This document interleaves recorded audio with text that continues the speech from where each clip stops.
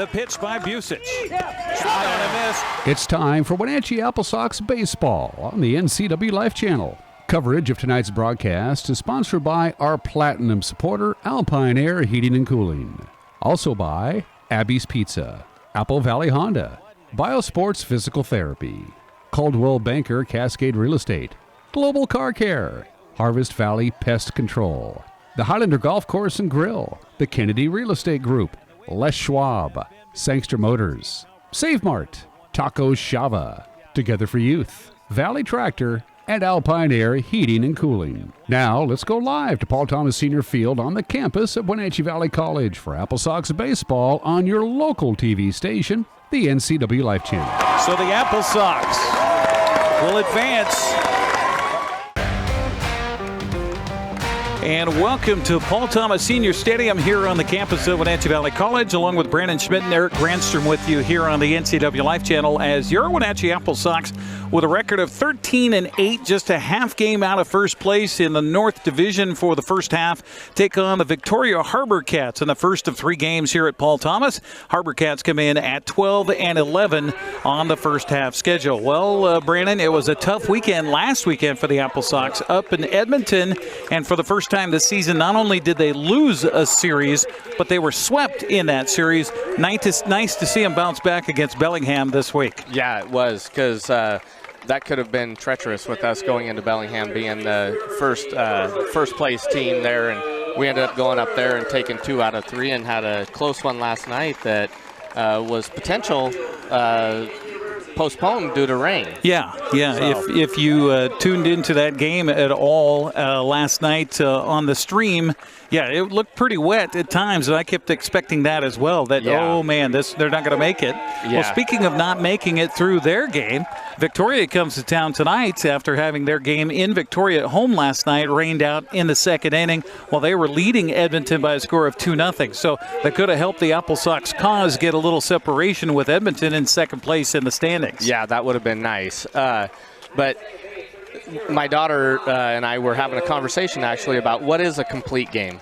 And so it has to go 4.5 if the home team's winning, 5 if the visiting team is winning. Mm-hmm. But if it gets to 6 and it's tied, they call it a no contest. So that's interesting. They have to start it over from the beginning. That's interesting. I was talking with the Edmonton coach, or the Victoria coach, before we started here, and I said, so when are you going to make that up? And they said at the end of the season. I said, well, aren't you concerned about the first half standings and such? And he goes, we're out of it. Oh. Which I don't think they actually are. Because they've played, 23 games. You played 27 in the first half. So they've got 4 games left in the schedule, including the 3 here this weekend in Wenatchee. They could catch Bellingham for first place. And that, of course, why does it matter? The first half winner in the standings is the one who advances to the postseason automatically. Which is a big deal. Which is a huge deal. All right, we've got our anthems here. We'll have the Canadian and the American anthems here on the NCWLIFE Channel.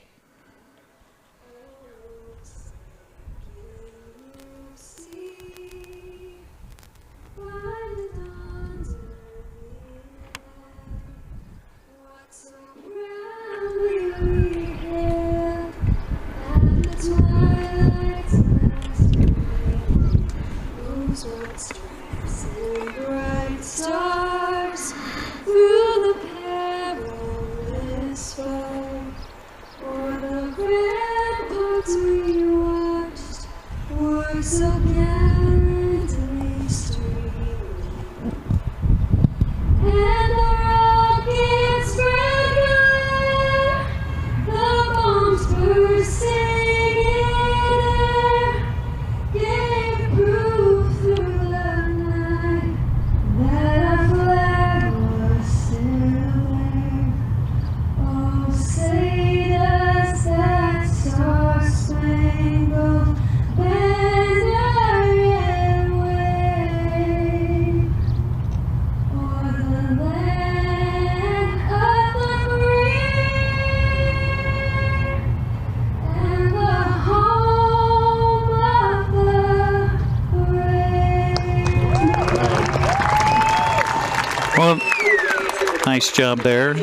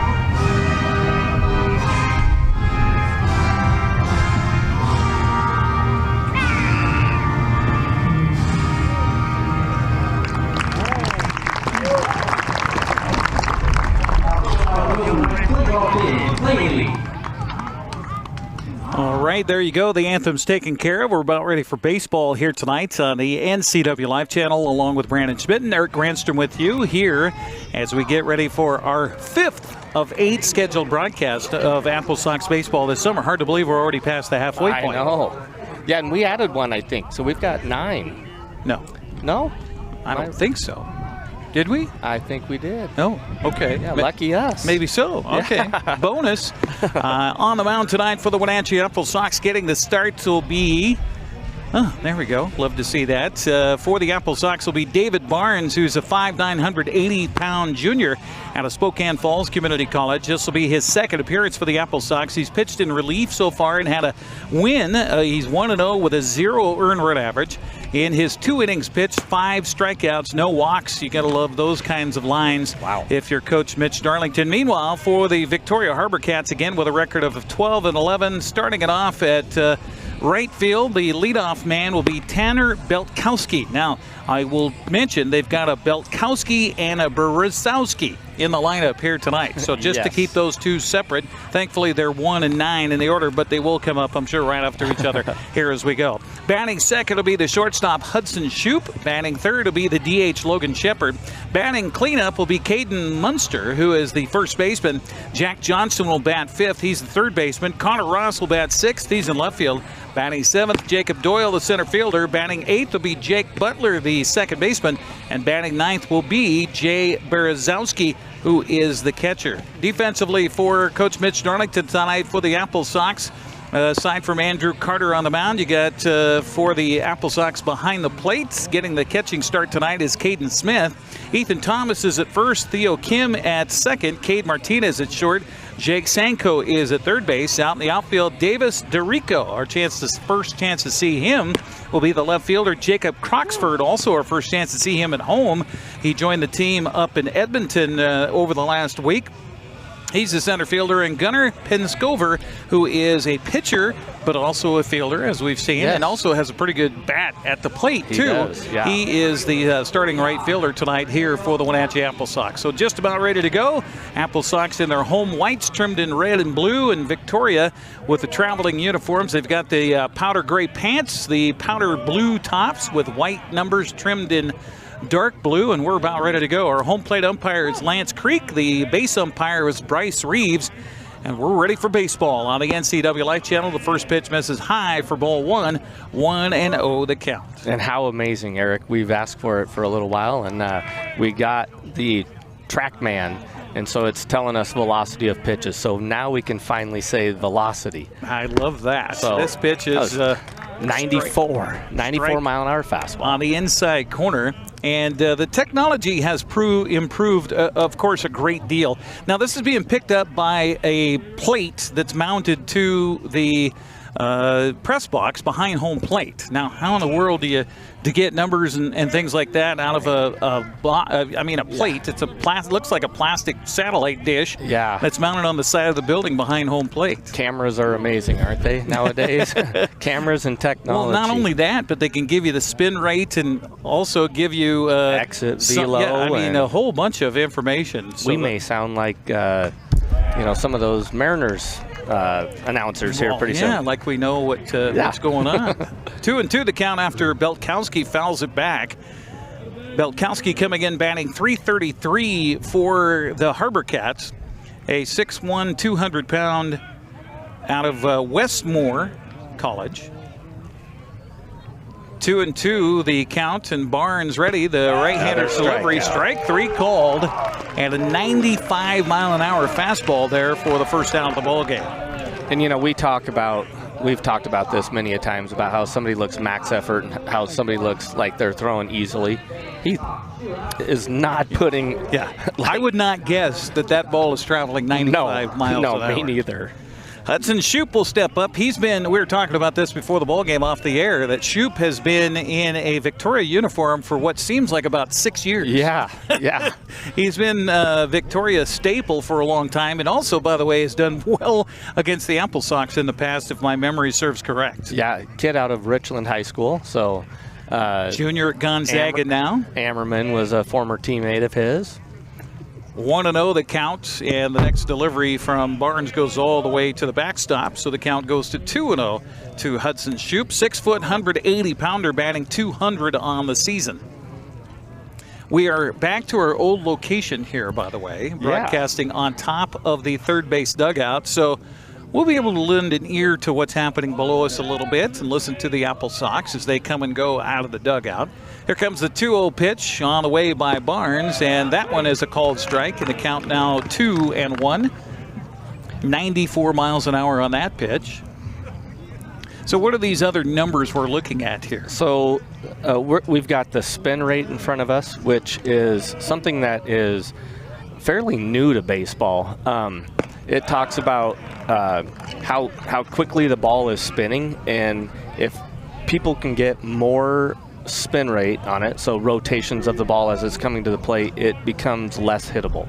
So Verlander, at one time I remember somebody saying that the pitch that he threw was like 98 miles an hour with a spin rate of 2,500. I'm making up that number. I don't know, but it was literally unhittable. That's incredible. So 2-2 the count here as Barnes delivers, and this one swung on and hit well into center field, and easy catch there for Croxford to make the out. First play defensively for Croxford in an AppleSox uniform here at home, and that'll bring up the designated hitter, Logan Shepard. He's hitting .311, and this is a guy you got to watch out for. Yeah. This guy has done well. He has been a key factor in a lot of Victoria wins so far, 12 of which coming into tonight. 6'2", 215 pounds, sophomore out of Mercer. Have you heard of Mercer? I have heard of Mercer. Oh, okay. Yeah. All right. I thought I more might have for stumped basketball, you. I believe. Oh, yeah. There you go. Curveball here misses low for ball one. 1-0 the count. So Shepard here has retired the first two batters he's faced, but he's also fallen behind the first two batters He has. faced. Yeah. And now fallen behind batter number 3. Well, and his thing that he does best in his appearances that we've seen so far is a lot of strikeouts. So he's throwing a lot of pitches. If he's, you said he's pitched in 2 innings and had 5 strikeouts. Yeah. So he's not unaccustomed to throwing a lot of pitches. So we talked about that last time, where you said that guys that strike out a lot usually throw a lot of pitches. Yeah. And the first strike here taken is for strike 1. 2-1 the count to Logan Shepard. Caden Munster, who is a big fella, is in the on-deck circle right now, hoping for a shot here. Top of the first, scoreless so far. Thanks for joining us on the NCWLIFE Channel. 2-1 the count to Shepard, and Barnes' delivery is high for ball 3. Did you see that the World Series game where the pitcher from Arkansas ended up throwing a complete game, 135 pitches? Yeah, which is incredible. Yeah, incredible. Was there 19 strikeouts, I believe? Yeah, in that. Yeah, so Nolan Ryan type of performance. Yeah. 3-1 pitch is framed good. nicely by Caden Smith, the catcher, but ball 4 according to the home plate umpires. So down to first goes Shepard, and here comes Caden Munster. I said he's a big fella. He's 6'3", 235, sophomore out of Fresno State. He's the first baseman. He's a guy you don't want to collide into if you're beating out ball on the ground. No, in the you infield. do not. And I would assume that he can hit an inside fastball pretty well too. We've got a little bit of breeze going out to right field. Swinging a miss here as he was ahead a little bit on that pitch. 0-1 to count to Munster. Batting .242 coming in for the HarbourCats. Another one of those teams, well, like the AppleSox, that has 2 names that are 1, and they've got a capitalization twice. Yes. Does that make sense? The H and the C in HarbourCats is capitalized, and it's HarbourCats. French, right? Canadian, right? Yeah. And AppleSox, of course, with a capital A and a capital S, but all one word. 1-1 to count here to Munster. So does it make sense? Well, what you said makes sense, but does it make sense in why they say it that way? I don't think so. Cued off the end of the bat here, fouled. So the count goes to a ball and 2 strikes. And for the first time, David Barnes is in front of a hitter in this first frame. Of course, the tradition continues with every strikeout. They hang a sock from the clothesline on the front of the press box here at Paul Thomas. You get 5 of those, and the fans get free prizes. Yeah, they throw out AppleSox.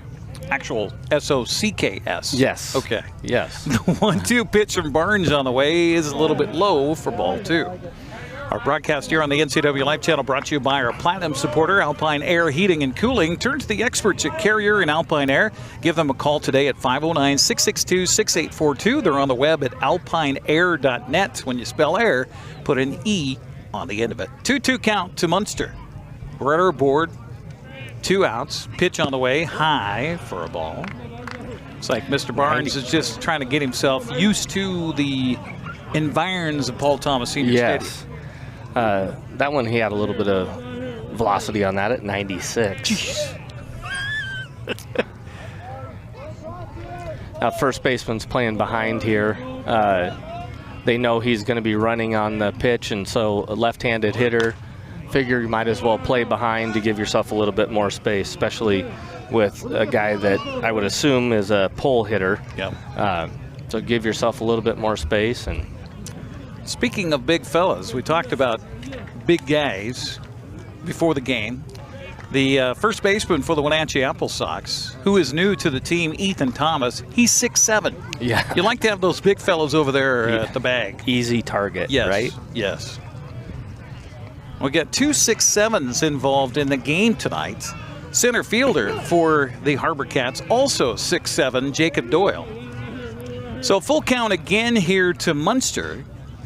And the pitch by Barnes. Swung on and hit hard, and that's going to be for a base hit on one hop picked up by Davis DeRico out in left field. Another new name for us. Yes.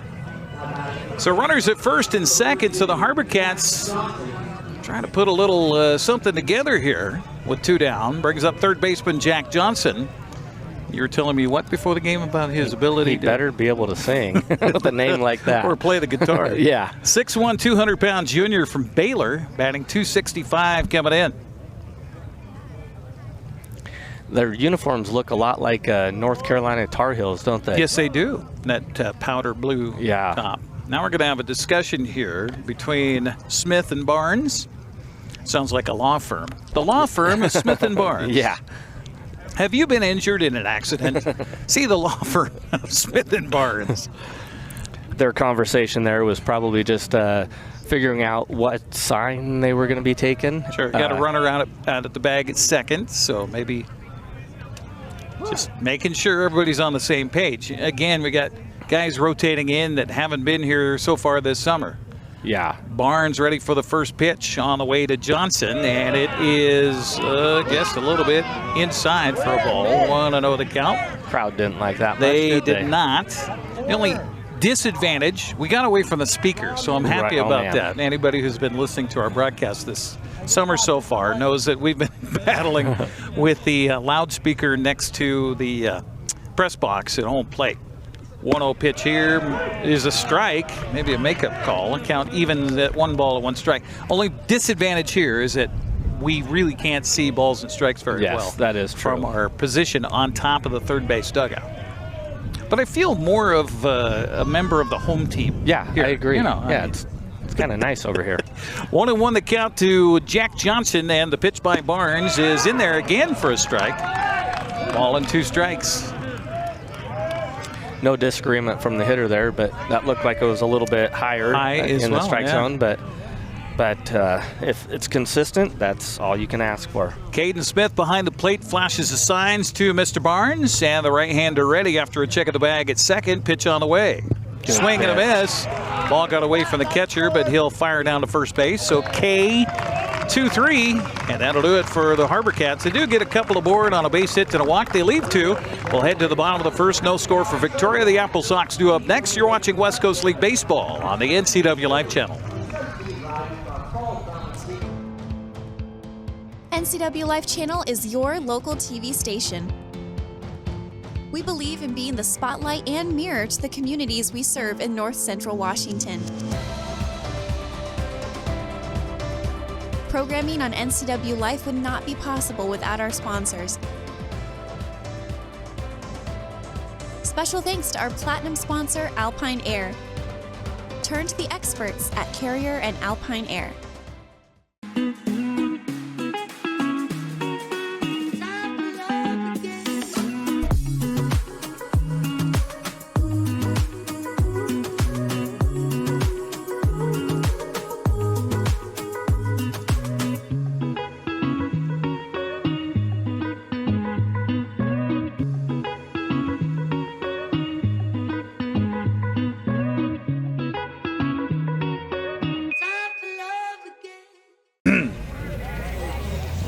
You're watching AppleSox Baseball on the NCWLIFE Channel, brought to you in part by Abby's Pizza. For more than 50 years, Abby's has proudly served the Northwest with toppings to the edge.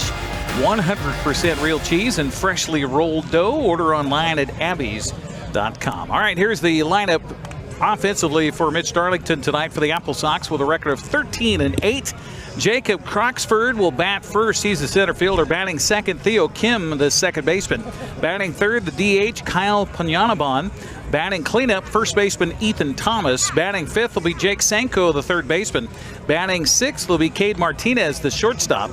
Gunnar Penscover will bat seventh. He's the right fielder. Batting eighth will be Caden Smith, the catcher. And batting ninth, Davis DeRico, the left fielder. On the mound here for the Victoria HarbourCats, Andrew Carter, a 6'2", 190-pound freshman from Texas Christian. No record so far this season, a 3.17 earned run average. This is his third start. It'll be his fifth game, a 5.21 earned run average. Excuse me. Let me check that. 3.17 earned run average. He's pitched 5 2/3. He has 9 strikeouts and 4 walks in his pitching performance so far this summer. Yeah, we were speaking about spin rate earlier, and his spin rate is significantly higher. I believe that Barnes was throwing about 1,900, and that last pitch that Carter threw was 2,300. Now, this fastball that he just threw there was 1,800. So this is new to us, so I'm going to probably be botching all the numbers. But so, stands to reason to me, if you throw a slider, you'll have more spin on it than a fastball. Yes, right? correct. Yeah. Okay. Which would make it cut through the air. More a two-seam fastball. Yeah. Yeah. All right. So we'll have to deal with those numbers as we go. Learning as we go. So you'll just learn along with it. Jacob Croxford stepping up for the AppleSox, batting 200 in his 6 games so far, Wenatchee uniform. Delivery by the right-hander to him. Goes a little submarine there. And the first pitch taken for a strike. 0-1 the count. Now, Jacob must be wearing his Central Arizona College helmet, because I haven't seen that in an AppleSox. No. Pitch on the way to him is in there for a strike. Snaps the webbing of the glove of catcher Jay Berezowski. Cade Munster, we talked about the big fella. He's over there at first base. Jake Butler is the second baseman. Ross Hudson at short. Jack Johnson at third. Tell you about the outfield defensively for the HarbourCats coming up after this pitch. The monster of a man out there in center field. Yeah, the 0-2 pitch is low for a ball, bouncing in. The count goes to a ball on 2 strikes. Yeah, Connor Ross in left field. Jacob Doyle at 6 feet 7 inches, and he is all of that out there in center field. And Tanner Beltkowski is in right. 1-2 the count to Croxford, leading it off for the AppleSox. Remember when the shortstop and the center fielder used to be little guys that could run? Right. This pitch swung on the ground. It's slowly to third base. In on the play is the third baseman Johnson, and he might not be able to sing, but he's got good hands. Right? Yes, yeah, that was quick hands right there. 5-3 on the putout of Croxford, and that brings up Theo Kim. Kim, a 6'2", 200-pound out of the University of California. Is he one that we didn't get the age as far as his year in school? Maybe not. Theo, he's a sophomore. He's a sophomore. Yeah. Okay. Thank you, sir. Yeah, we got a couple of new guys in the lineup for us tonight that we haven't seen yet. Theo Kim is one of those. He'll take the first pitch low for a ball. 1-0 the count. Theo, in limited time for the AppleSox, batting .273 coming into tonight. Yeah, and we were talking about earlier how there's a lot of 10-day contracts, and one of our became one of our favorites was Brady Bean, and he's no longer with us because he was on a 10-day contract. Yeah, so. No longer with the team, but you keep that number handy if you're Mitch Darlington, because later on you got guys that'll disappear going to school, and hey Brady, you want to come back?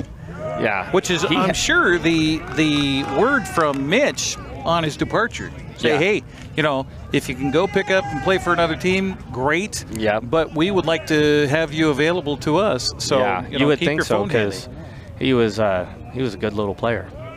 3-0 count here to Theo Kim, and the pitch to him is in there for a strike. Goes to 3 balls and 1 strike. AppleSox will play Victoria again tomorrow night here at 6:35, and then Sunday at 5:35 at Paul Thomas Senior Stadium. Grant Olson, our weatherman at the station, was telling me a year ago today, no, was it 3 years ago today, the temperature 107 degrees on this day. Thank goodness it's not happening today. Swing and a foul back by Kim. Count goes full to Theo with 1 down, nobody aboard for the AppleSox here in the bottom of the first. There's been quite a bit of that heat going across the country. Yeah, boy, yeah. They say 70% of the country is 90s or above, and for a lot of them, especially Midwest and East Coast and in the South, high humidity as well. Yes. It's a dry heat here in Wenatchee. A 3-2 pitch to Kim on the way, swung on a miss. So 2 down for the AppleSox, brings up Kyle Panyanaban. DH batting .316 for the AppleSox. Had a pretty good, done a pretty good job of the infield for the AppleSox too. Yeah, the playing good DH third role base tonight. 5'11", 175-pound sophomore from Cal State Northridge. Now that I know how to say his name, I feel much better about that.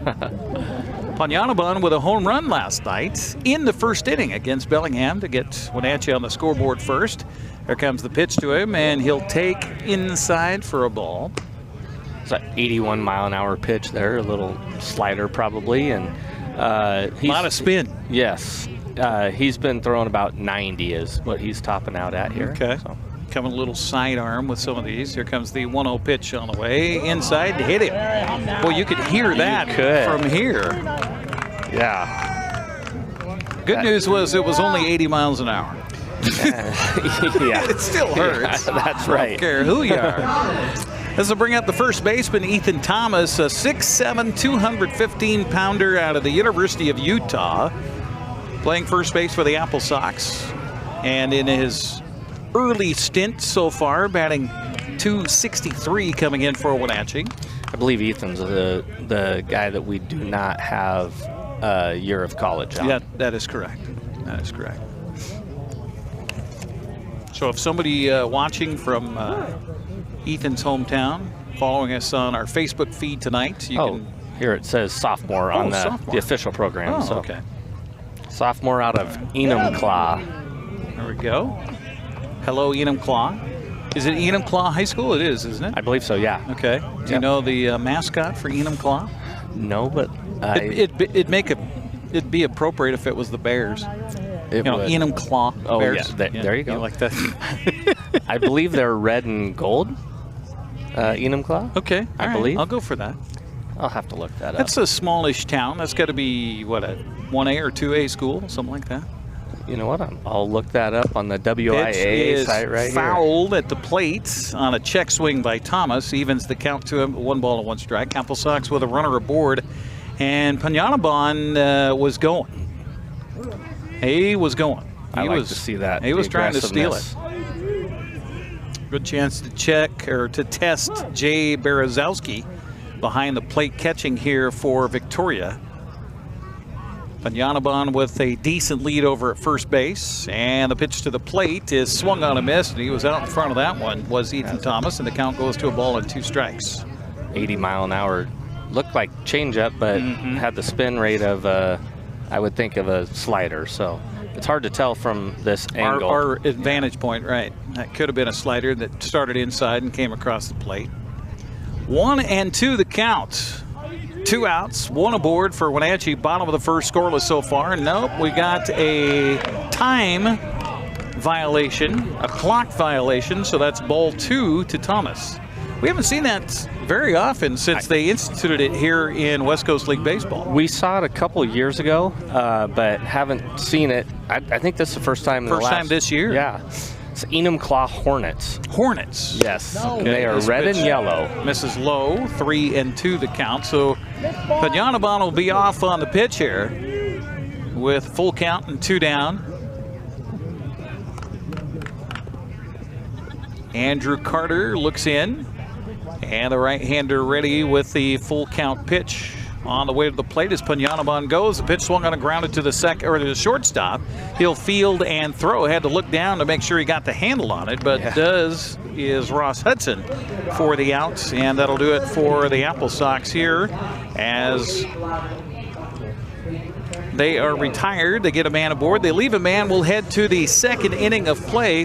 The AppleSox and Victoria HarbourCats are scoreless as you're watching West Coast League Baseball on the NCWLIFE Channel.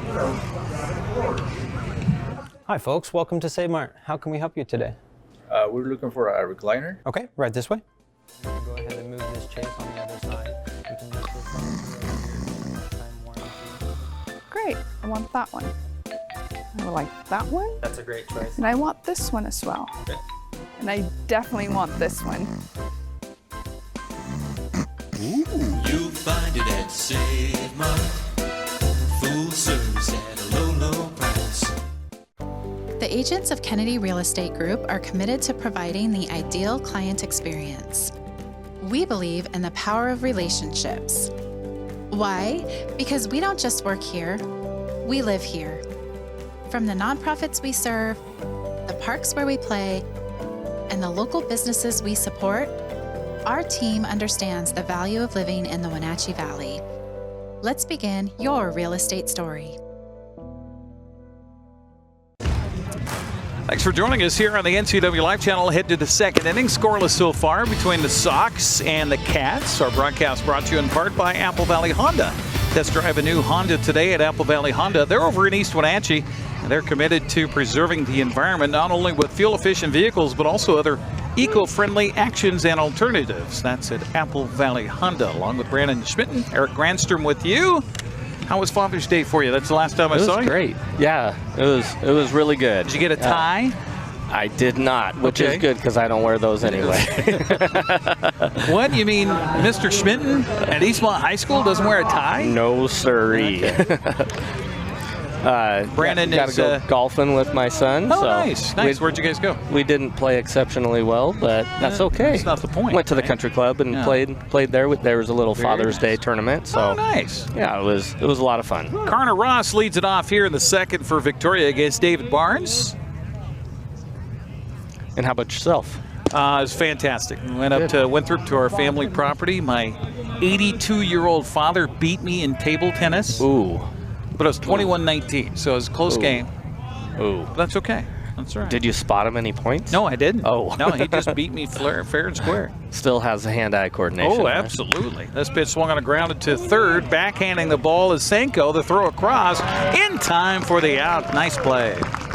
You know, I went up and played pickleball on Friday up at Lincoln Rock Park. Great spot up there to play pickleball. Nice. And Do they have actual pickleball courts? Or you yeah, playing there's on a three tennis court? pickleball courts up there. Nice. And I tell you, there are some older folks that can Ooh. play that like They're serious. they don't even move, and I'm out there sweating.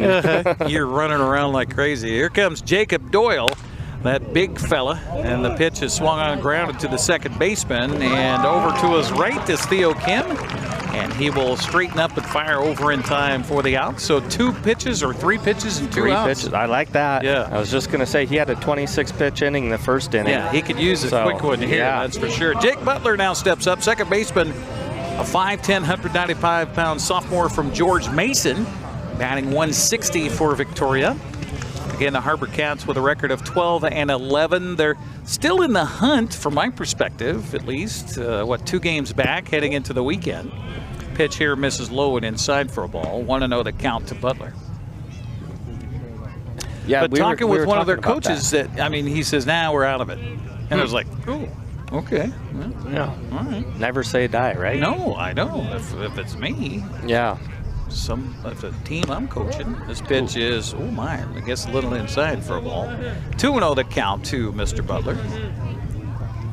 Victoria and Wenatchee have been almost dead even over the years.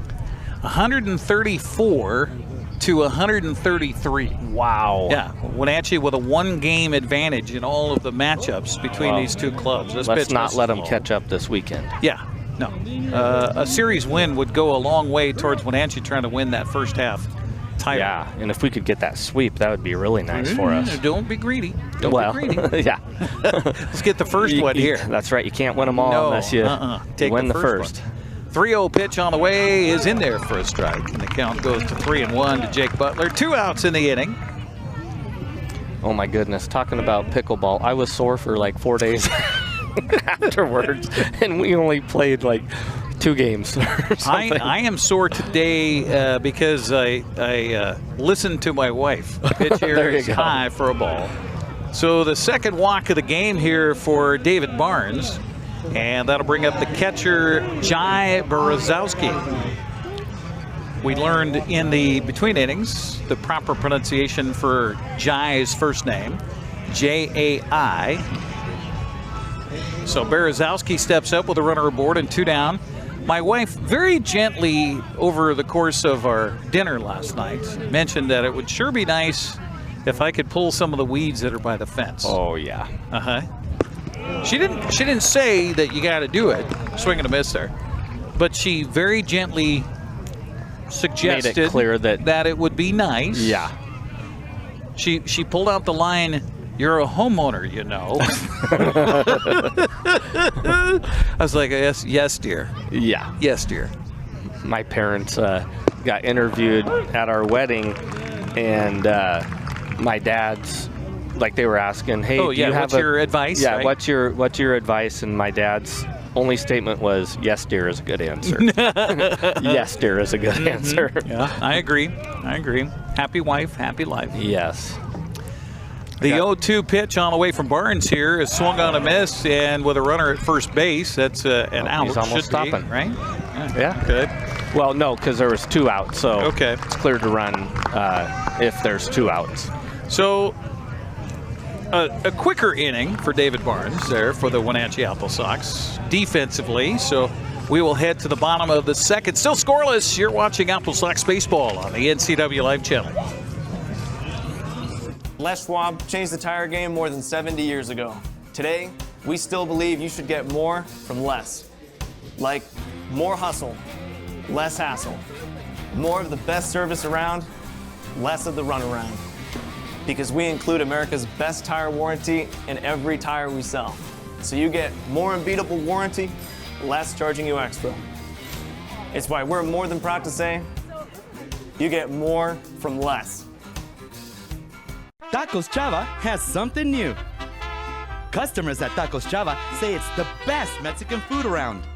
Nachos, enchiladas, tortas, ensaladas, and introducing camarones in many styles. You'll love the fresh salsa bar with so much selection. Are you ready for Tacos Chava? Find them at 2 great locations, the Wenatchee Valley Mall and Eniat. Tacos Chava, tan delicioso. Number 5, 6, 7 due up here for the AppleSox, and they're part of the second scoreless game here at Paul Thomas Senior Stadium. It'll be Jake Sanko, Cade Martinez, and Gunnar Penscover for Wenatchee. Our broadcast brought to you in part by Alpine Air Heating and Cooling. Turn to the experts at Alpine Air. Give them a call at 509-662-6842. That's 509-662-6842. Along with Brandon Schmitten, Eric Granstrom with you on a pleasant night in the ballpark. It is a little breezy, blowing out to right field again. Surprise, surprise. That never happens here. Never, never, ever. We are closer to the barbecue grill here, which makes it a little more difficult if you haven't eten so far tonight. I did see you chowing down on the hot dog I earlier. did. Well, the last the time lucky hot dog I and ate the a lucky hot dog gum before the game. And last time we were here, and Wenatchee won 21-9. So I was hoping to, repercolate the luck. That's right. With the hot dog. My grandfather. Now, I come from a family of Finns and Swedes. My grandfather always called hot dogs gumagoides. I don't know if that's an actual phrase or if that's his own term. Right. But so I'm hoping for some gumagoida luck. There you go. Here Not a Frankfurter. No, but gumagoida. Of course, he was it's kind of like Kyle's name. I'll let you pronounce it. Oh, Pinata? KP. Yeah, yes, KP's name. So Jake Sanko steps up here for the AppleSox to lead it off in the right-handed batter's box. And the first pitch to him is outside for a ball. 1-0 the count. Jake, 5'10", 180-pound sophomore from Grand Canyon, batting .241 for the AppleSox. Made a nice play defensively at third already here tonight. 1-0 count to him from Andrew Carter, and the pitch on the way, swung on and fouled at the plate. The count goes to a ball and a strike. I like these uniforms, by the way, for the AppleSox. Yeah, I do too. Love the all white. Classic. Simple and classic, right? Yes, yes. Kind of reminds me of the old Cardinals uniform where they had the bird sitting on the swish underneath the Cardinals with the bat there. Yeah, yeah. Here comes the 1-1 pitch to Sanko. It's swung on and fouled, and the count goes to a ball and 2 strikes. Jake, I think, is a little angry with himself that he missed that one. Yeah, that was, speaking of small shortstops, Ozzie Smith. Yes. Man. The flip. Oh, the backhand spring back flip. I'll tell you, that guy was just a magician. Oh, he was. And to play most of his career in the summertime in St. Louis on that turf they had, oh my gosh. You might as well played on asphalt. Yeah, or played on the sun, surface of the sun. This pitch misses high and inside. A little chin music for Sanko as he bends away from it. Evens the count at 2 balls and 2 strikes. That right there is where turf gets a bad calling. Oh, absolutely. Well, and that was the old AstroTurf too. So yes. It may have been concrete underneath of that surface. This pitch goes all the way to the backstop. Have we talked about the reason why it's called AstroTurf?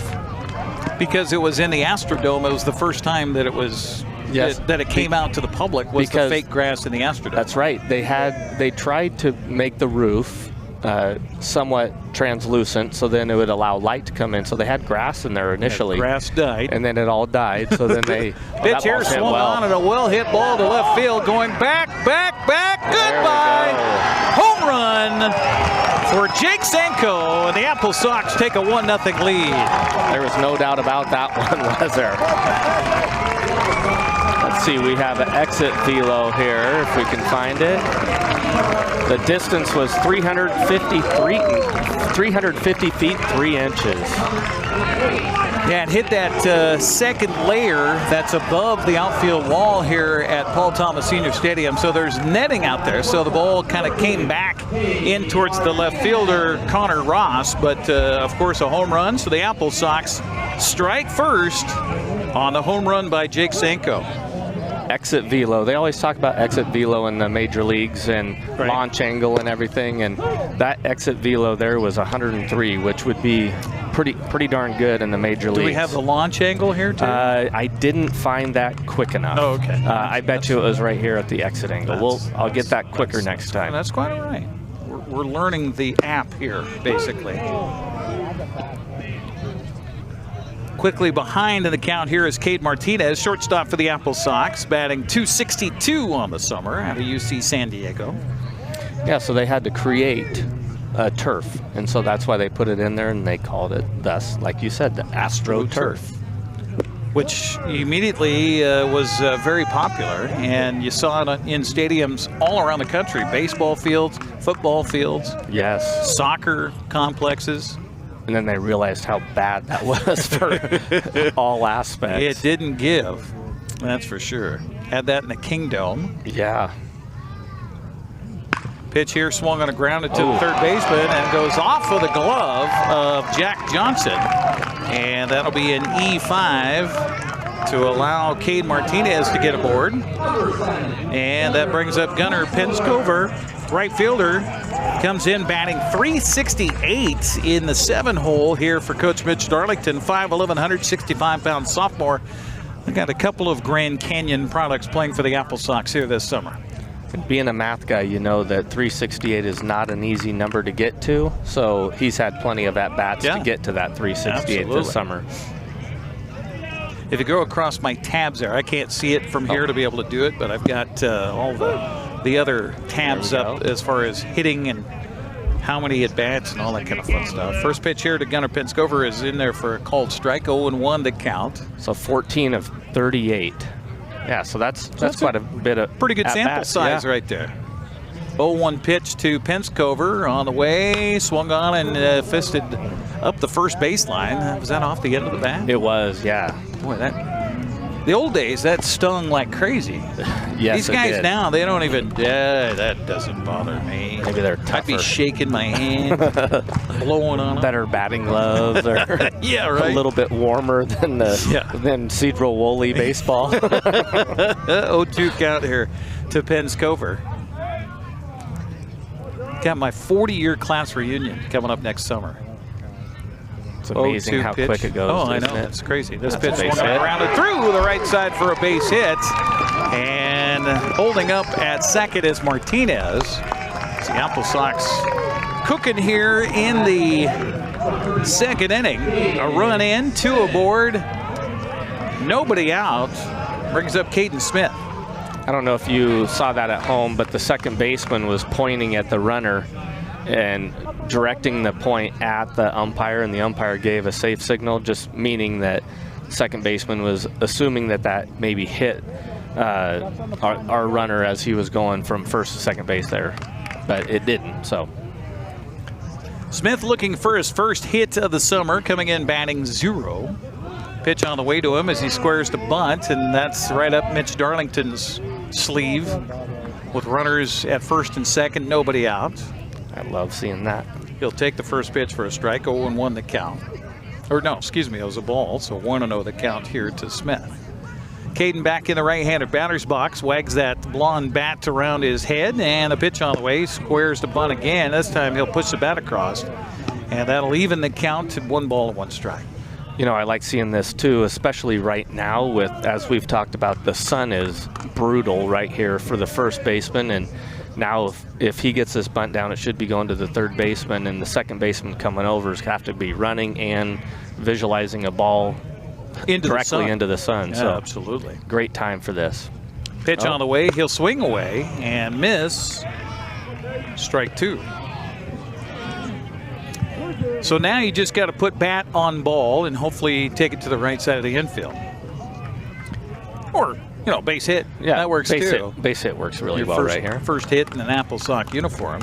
1 in for the AppleSox on a home run by Jake Sanko. And here comes the 1-2 pitch. It's high and inside, or did it hit him? It hit did. him. Ooh, Well, we'll that'll take work that. too.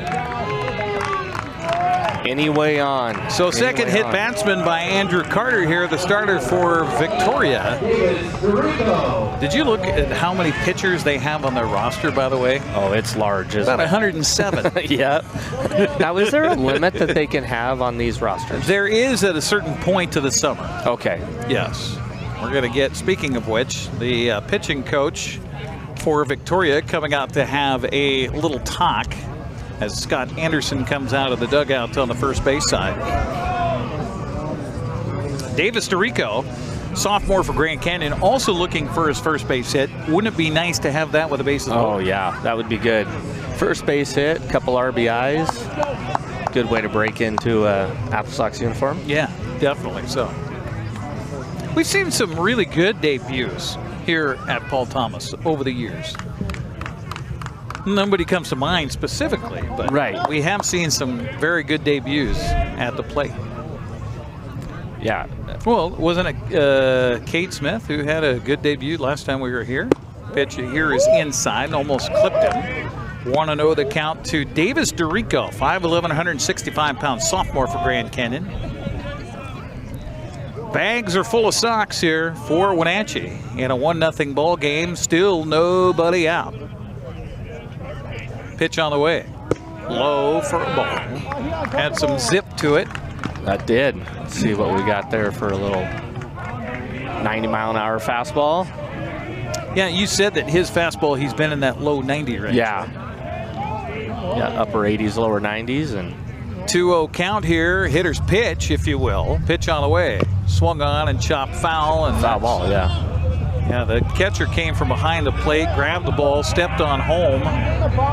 Which is smart. I mean, umpire should be yelling foul on that. That's the only time an umpire should be speaking other than ball and strike. If a ball is hit and play, is umpire raised his hands immediately, signaling that it was a foul ball. But for the catcher's perspective, he doesn't know. No. Doesn't have eyes in the back of his head. Right. 2-1 to count here as Andrew Carter trying to work out of a jam, and the pitch on the way is low for a ball. 3-1 to count. AppleSox fans are feeling a little excitement here. One more pitch out of the strike zone, and the Sox add another run. Martinez at third, Penscover at second, Smith at first, and the 3-1 pitch on the way to Davis DeRico from Andrew Carter. Swung on and grounded to the second baseman. That's going to get great play smothered there by the second or the shortstop. Great play by the shortstop to keep just one run from, one run coming home. Sox lead it 2-0, but give credit to Hudson Shoup on that diving play to smother it, because 2 runs are going to score easy there. 100%. That was a great play. Kept it in the rim, kept it to 1 run scored instead of 2 there. Good play. So nice. you give him an fun to see those, right? infield single right there, Coach? Yes, 100%. Right. So, yeah. And an RBI for DeRico, so he gets his first hit and an RBI to boot. Sox up 2-0. Back to the top of the order for Jacob Croxford. Pitch to Croxford on the way, low and outside, got away from the catcher, but bounced up the first baseline. So staying at third on the play is Penscover. And the count 1-0 to Jacob Croxford, as a right-hander starts to warm up down in the bullpen area for Victoria. Definitely not how they wanted to start this series. No. After a rainout last night. Pitch on the way here, swung on a chop foul. Yeah, oh, there we go. It's Shea Lake from West Texas A&M is down the bullpen, starting to get loose. Okay.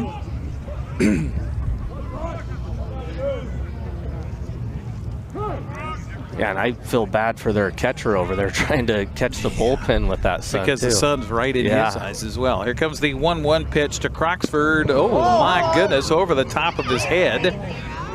And I'm sure he'll probably get a little razzing from his teammates saying, hey, take one for the team. Yeah, take one for the team and drop the bat, too. Yeah, chance to that pick thing up was up there. an RBI. Yeah, he almost could have got an accidental foul ball there. Yeah. Help the pitcher out. Or maybe a base hit.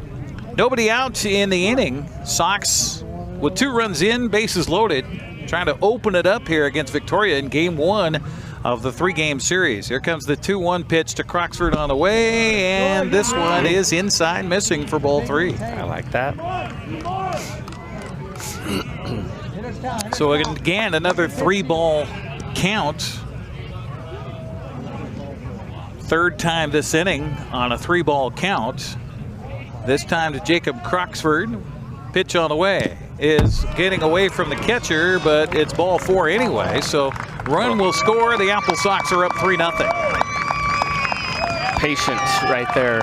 Patience at the plate. It's good to see. You know, we talk about pitch count a lot, and Andrew Carter had a pretty quick first inning, 18 pitches, and he's running it up there a lot in this inning. So that's good by the AppleSox to see a lot of pitches. Every batter that we've seen so far has had at least 3 pitches. Yep. So 7th man to the plate is Theo Kim. He struck out swinging in the first. Bases still loaded. 3 runs in for the AppleSox. Pitch on the way is low for a ball. 1-0 the count. And get a pitcher like this that gets into a sticky situation, and that strike zone just seems to get smaller and smaller. Yeah, and then you start aiming. And yep, right. Not just pitching.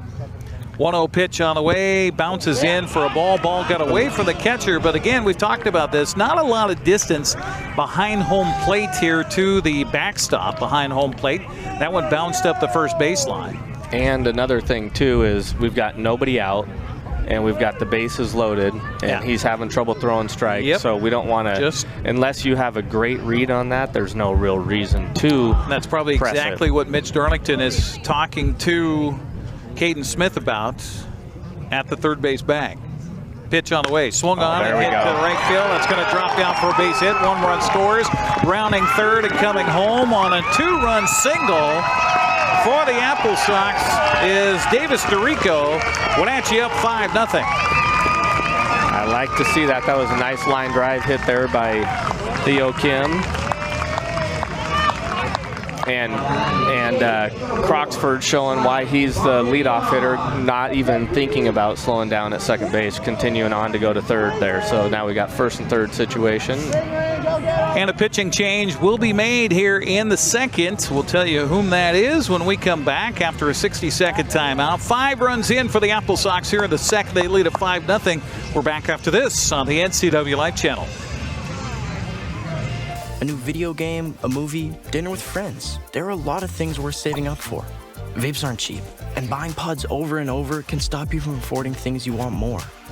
When it comes to your money, choose what matters. Choose you. When life gets stressful, jumping into your passions can help you find your calm. Avoid vapes, which contain nicotine and can make feelings of anxiety and depression worse. When it comes to your mental health, choose what matters. Choose you. Welcome to the summer of good. Good people, good taste, good vibes, and good, well, everything. When you're ready for some old-fashioned good, Abby's is your place. We've been celebrating summers around the PNW for over 60 years. At Abby's, good is a legendary tradition.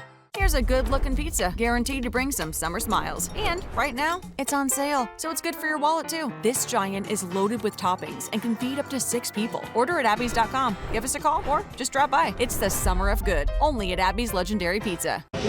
New pitcher for Victoria here for the HarbourCats coming into the ball game is Shay Lake. Shay Lake is a junior from Texas A&M. He's a good one. He's pitched only 6 1/3, but he's not giving up a lot. In 3 games, 1.42 earned run average, a couple of hits, a couple of walks, and 7 strikeouts. My goodness. Yeah. So Shea takes over, 6'3", 195-pound right-hander. Will take over for Andrew Carter, who's responsible for everybody on board and everybody who's come in. 2 men left on the base paths right now are the responsibility of Mr. Carter. That will have a tendency to balloon your ERA quite a bit, as he came in with a 3.17 and right now has that probably going to at least double. Yeah. With 5 runs in here in the inning. How many innings did he have previous to this game? He had pitched 5 2/3. Yeah. So that's going to escalate quickly. Yeah, he has 1+ here tonight. Stepping up for the AppleSox will be Kyle Piñanaban. Kyle was hit by a pitch in the first, was left on the base pass. Wenatchee striking for gold here in the second with 5 runs in. Their 8th man coming to the plate here to face Shay Lake. Pitch on the way is high for a ball. 1-0 the count, and not what the coaching staff for Victoria wants is your reliever to come in and throw a ball right away. Yeah, that's not even close to what you want. Piñanaban back in the right-handed batter's box. Lake with a check over shoulder now throws that way. The ball got away from the first baseman, but not far, and that's that battle with the sun you're talking about. It is, yeah. Yeah, we were dealing that with the computer earlier. You were. We were. We are in the same shadows now that stretch out to across the field and put the pitcher in the shade as a little breeze continues to blow. It's not all that warm here at the ballpark. This pitch swung on and hit down the right field line. Will it stay fair? No, it won't. About 6 feet foul. 1-1 to Piñanaban.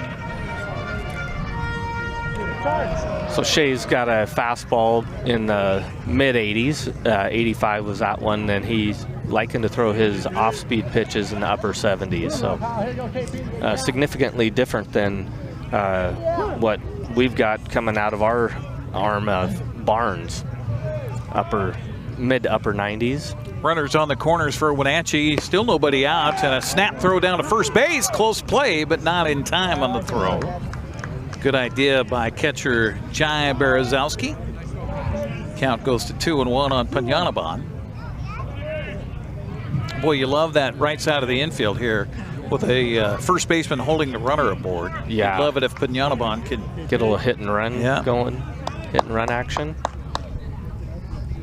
Here comes Shay Lake's pitch on the way. Swung on and missed. Hefty swing there. And the count evens to Piñanaban 2 balls and 2 strikes. 1 home run tonight to left field. Again, we talked about that. We haven't seen many balls hit out of Paul Thomas to the left side here. No, we have not. A lot of them to right field by right-handed hitters even. Jake Sanko started this rally for the AppleSox with the home run to left. Here comes the 2-2 pitch. Curveball misses outside for ball 3. Walking up, Kyle. Here you go. Walking up. Lights are on here at the ballpark, but we're a long time from needing them. Yes, we are. But power's cheap here. Yes. Some of the cheapest power in the world, by the way. Runner for first goes. The pitch swung on a grounded to the third baseman. They'll throw home, and the throw is in time, and they got him out at home. That was an interesting decision by the runner from third base there. Yeah, I like that, though, in the sense defensively for them. Defensively, I like the fact that he went home on that. And we had a runner going on that, so we know that he's going to stay out of the double play. So you might as well take it hop pretty high. So all in all, I thought that was a pretty well played play, runner-wise and defensively there. It sucks to get the out at home plate, but well, you got 5 runs in the bank already. Why not try to get another one? Because you have to field it, you have to throw it, and you have to tag it. Yeah. So you got to complete 3 parts of that song to make it a serenade. Runner from second goes to third, and they got him on a pickoff move by the pitcher. That was a double steal attempt for the AppleSox, and it did not go very well at all. No, that was well executed by their pitcher. So caught stealing is Theo Kim. 1-5 on the second out. And that runner from first didn't advance, so Peñanabon still over there. And the pitch here swung on a miss by Ethan Thomas. 0-1 the count to Thomas. 0-2 now. Oh, excuse me. Yeah, we had the foul ball. That's right. Earlier. 0-2 and 2 outs. This inning changed quickly, didn't it? Yeah, it did. You can see why Shea Lake might have a low ERA with just his presence on the mound. Yeah, that helped. Pitch here is a little bit outside for a ball. 1-2 the count to Thomas. Thomas grounded out to short in his first plate appearance back in the first. 9th man to come to the plate here for the AppleSox in this 5-run second inning so far. 2 down now with a runner at first base. And the pitch swung on and cued off the end of the bat. Strangely, it's got a lot of English to it, but the second baseman's over to his left field. Jake Butler will throw, and that'll do it for Wenatchee. But they do get 5 runs in the inning. We'll head to the third frame with the AppleSox leading at 5-0. You're watching West Coast League Baseball on the NCWLIFE Channel. You trust the same doctor for your health and the same dentist for your smile. Trust Global Car Care to keep your vehicle running strong. We track your car's history so it gets the right care at the right time. With our 3-year, 36,000-mile warranty on parts and labor, you'll drive away with confidence. Global Car Care, your automotive experts. We service all makes and models, but specialize in Sprinter vans, Mercedes, Audi, Volkswagen, and BMW. Call or visit us today. There's no place like home, because home is where we're totally comfortable. It's where we can be ourselves and let our guards down. It's where we make memories, and we're always imagining new ways to keep it totally comfortable.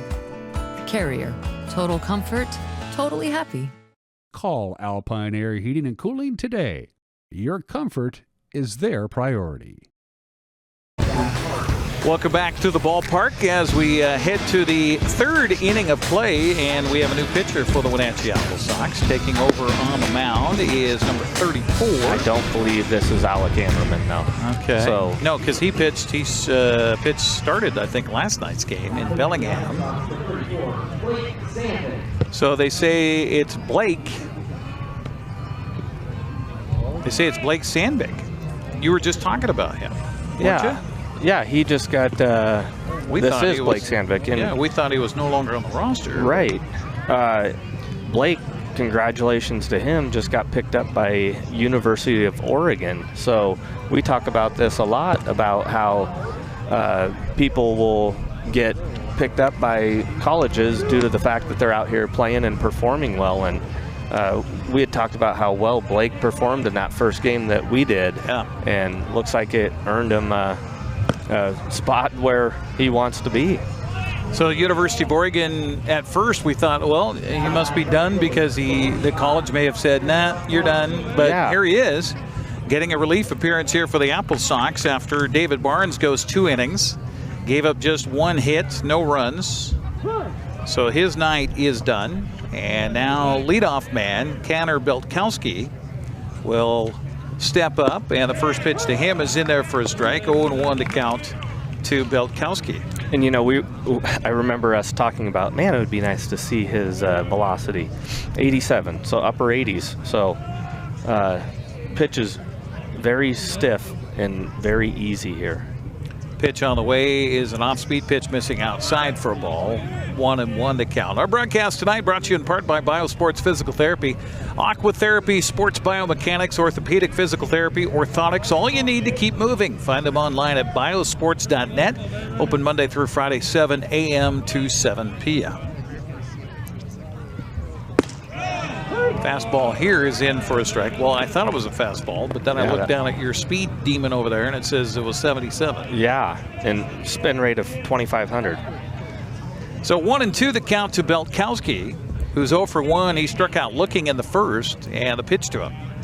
Swung on a hit hard, and that's right past the glove of Senko into left field for a base hit. That was hit hard. Yeah, 102 miles an hour off the bat. I love this TrackMan thing. It's like a toy. Yeah. Merry Christmas. Yeah. So 1 aboard to lead off here in the third, and as we learned here, we're a long way from being over. We saw the AppleSox earlier this summer score 6 runs in an inning and end up losing the game in extras.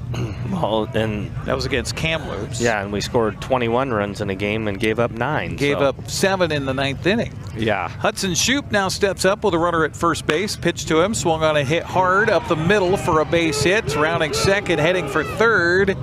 And the runner Beltkowski will get into third base safely on the base hits to center by Hudson Shoup, and those are a couple of hard hit balls in a row. Those were both hard hit balls. I didn't get a look at my toy there to find out how fast it was coming off the bat, but yeah, both those were stung pretty well. Well, 5 runs for the AppleSox in their part of the second. Now here we are in the third with nobody out, runners on the corners for Victoria as they try to strike right back, and the guy at the plate right now is one to do so. Watch out for Logan Shepard, the designated hitter. Pitch on the way by Sandvik is off speed, missing for a ball. A little flinch there by Shepard, but he does not swing. 1-0 the count. Shepard deep in that right-handed batter's box, all the way to the back of the box. And the pitch by Sandvik is outside for ball 2. Sometimes those first pitch strikes, we've seen that with the Mariners where they, pitching staff has been known so much for throwing strikes and getting the ball over the plate. Sometimes a team can go, okay, I'm going to be aggressive and swing at your first pitches. Right. Which is what we saw for the first 2 batters here in this inning. This pitch misses low for ball 3, 3-0 the count. Yeah, that's one thing I had to talk to one of our pitchers. He was a really good pitcher, and he was not effectively wild.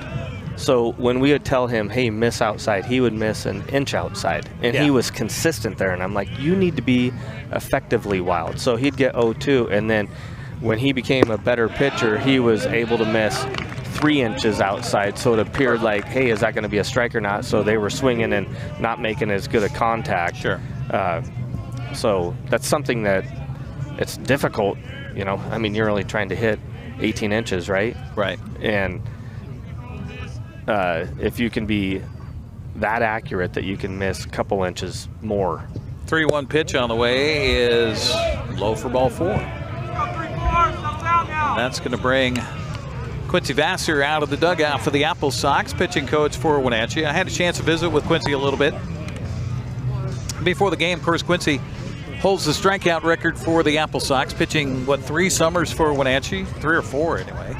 And I said, so are you liking this? He says, yes. He says, I don't hurt so bad. Oh, man. And I said, we were kind of, joking on the air about the fact that maybe one of these non-league games you might, get there out there on the mound. He goes, he says, 364 days to rest after that? Maybe. Yeah. That's not a bad idea. It is amazing how much wear and tear that these guys put on their bodies. You know, it used to be where you'd go and play. The elite guys would go up to the Cape Cod League up in the upper northeast in New England, and then you'd have an Alaska group that would play too. But now you've got these leagues everywhere. All these summer collegiate leagues all around the country now. So it's almost like they never have a day off. Caden Munster steps up. He has the bases full of HarbourCats, and the first pitch to him by Sandvig, off speed, in there for a strike, 0-1 to count. So what do you think the conversation with Quincy Vassar and his pitcher was? You know, I think just watching that pitch right there, he wasn't overthrowing it. You know, you looked at the previous pitches and he was throwing a little bit harder and trying to get more bite on that slider, but he knows that he's got good stuff. So, you know, you just got to trust your stuff. There he went with a slider that he didn't throw as hard, and then he came back with a hard fastball at 89 miles an hour. And that's going to be something where he's going to be at his best. You go off speed, then go 89 fastball. That seems like it's 99. Right, exactly. 0-2 count to Munster here, and the pitch on the way low for a ball. Good stop by Caden Smith. The count goes to a ball and 2 strikes. But that's where you want to be effectively wild. That's what you're just talking about. There. Right? Yeah. Miss, induce, but don't miss closely. Yeah. Get him to swing at that pitch. There's no way he's hitting it unless he's Ichiro. Yeah. Remember that one that he hit on the bounce? 1-2 the count here to Munster. Pitch on the way. Swung on. This is a well-hit ball to right field. Right fielder will get it on the warning track. That's going to score a run on the sacrifice fly. 1 out, 1 in. It's 5-1. I think we'll take that, though. With Munster up, he's a good hitter. We'll take the fly out, sacrifice fly. You know, gives up 1 run, but it's not 4.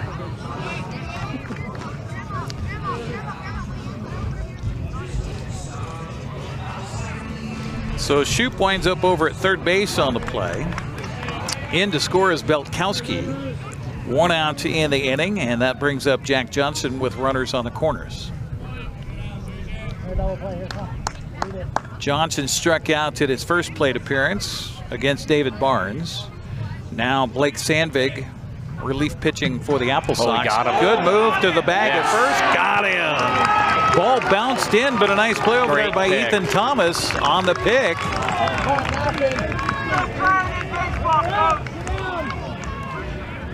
You know, this is where they would have a replay in the major leagues nowadays. They would ask for the replay to be done, but there are no cameras here to show that replay. So Todd Haney is the head coach for Victoria. He's a third base coach here when they're on offense, and having a discussion with our field umpire Bryce Reeves about whether or not he saw that well enough. There is a little grin there as Reeves departs, so a friendly conversation. Yes, it was. I mean, the throw obviously beat him, and he's questioning whether the tag was made because of the ball bouncing in the dirt, but it was a great job by our first baseman there to pick that. And nice job by Thomas over there. So 2 down now, and that's a little sigh of relief for Mr. Sandvik. Pitch to Johnson, in there for a strike. 0-1 the count to Jack. That's a beautiful pickoff move. Yeah, it was. I think we saw that his first appearance, too, for the AppleSox in our first broadcast back on opening day. 0-1 the count to Johnson with a runner at third base. If he can get out of this and just give up just the 1 run, that would be amazing. And it looks like he might, as the pitcher will head over to first and field the ball from Ethan Thomas. That'll be it.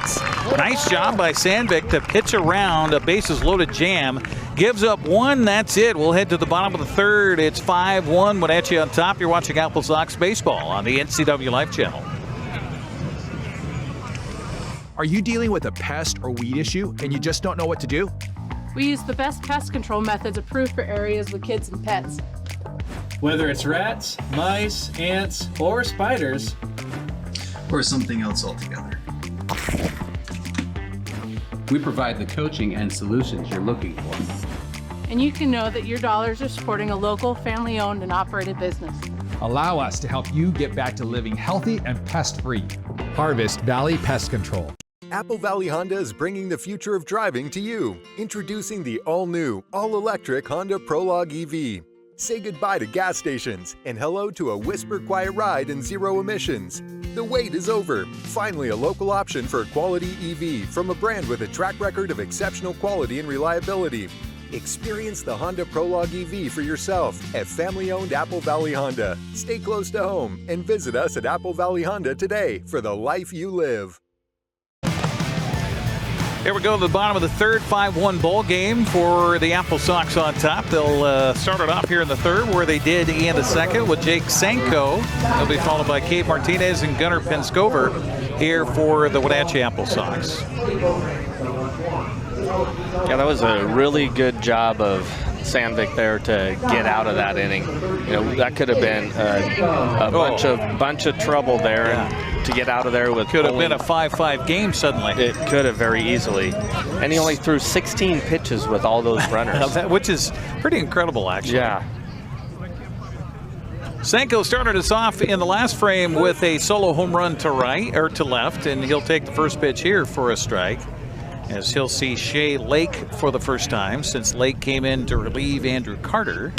This pitch swung on and hit in the air to right field. In on the ball is Beltkowski, and he'll make the catch for the out. I was hoping he was going to have problems with the sun on that one, but no or the luck. wind or something. Yeah. Weather-related oopsie. Yeah. Didn't happen. Cade Martinez steps up. He got a board on an error on the third baseman. Came around to score. By the way, Andrew Carter goes 1+, gave up 5 runs, 3 hits, 4 earned, 1 strikeout. He also hit a couple of batters. Swing and a miss here by Martinez. 0-1 the count. So one thing about Cade, just in the little time that I've seen him here for the AppleSox, he will not be cheated in an at-bat. No, he will not. No, he likes to take his swings. 1-1 the count after he takes ball 1. Top of the ninth for the Seattle Mariners. They were leading in Texas. I'm trying to get my... There we go. Now it's tied at 5-5. 1-2 the count to Martinez. He'll take ball 2.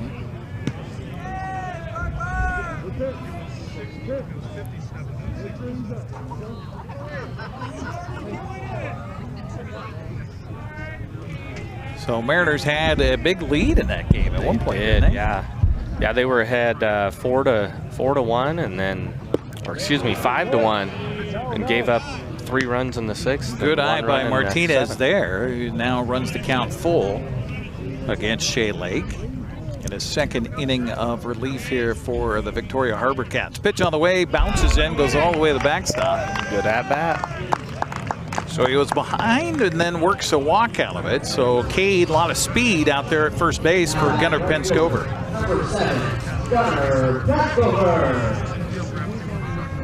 Had a base hit in the last inning. Yeah, went the opposite way. Yeah. I always like to see that. Yeah, that was one where we were the second baseman was questioning whether Cade got hit by the ball or not.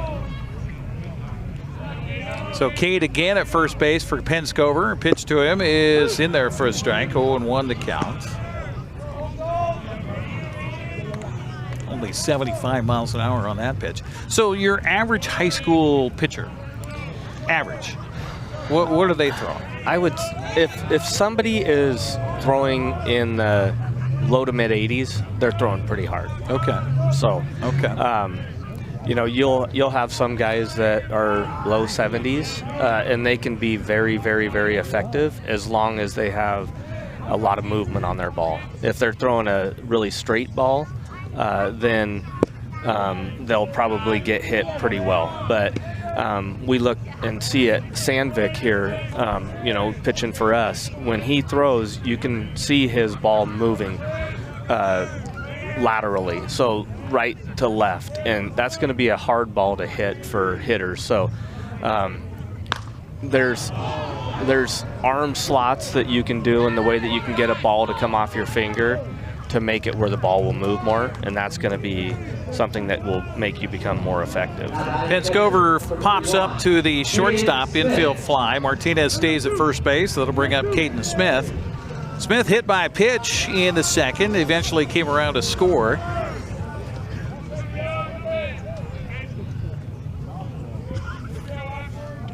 Theo Kim with a big 2-run single in that 5-run second inning for the AppleSox. Looks like he's going here. Oh, runner getting his timing down. Yeah, fakes a run to second. Catcher bounces up and looks that way. Pitch misses for a ball. 1-0 the count to Caden Smith. Another toss to the bag at first. This one softly. Just a little friendly reminder. Yes, I'm here. I'm here. Know you're there. Ooh, a swing and a miss out in front of that pitch. Off speed. 74-mile-an-hour pitch. Evens the pitch or the count of 1 ball and 1 strike on Smith here. I wish I knew what this horizontal break and induced vertical break was. That would be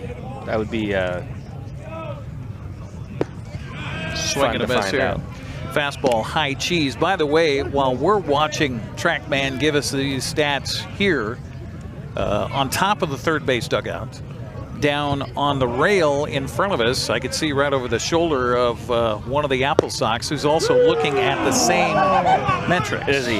Yeah. There's that strike 3 called there that we were talking about earlier, a little bit higher in the strike zone, but he's been consistent, so you can't argue that. AppleSox leave a man here in the third. We'll head to the 4th frame. It's 5-1. Wenatchee on top. You're watching West Coast League Baseball on the NCWLIFE Channel. 3, 2, 1, go! Highlander Golf Course and Grill, located in East Wenatchee, offers terrific views and challenging play for golfers at every skill level. From the golf course to the grill, you don't need to be a member to dine in style and play golf too. Highlander's well-groomed fairways and greens keep it difficult, yet friendly for your regular rounds of golf or a new destination for you and your out-of-town friends. Contact the Highlander Pro Shop today to schedule your tee time, outing, or tournament. Open 7 days a week, where everyone is welcome to play and eat. Get a great deal on making the most of every property. The Kubota commercial landscape lineup is built to do more. From the RTVX utility vehicle to the Z700 mower to the SVL track loader. When your reputation is on the line, you need equipment that doesn't let you down.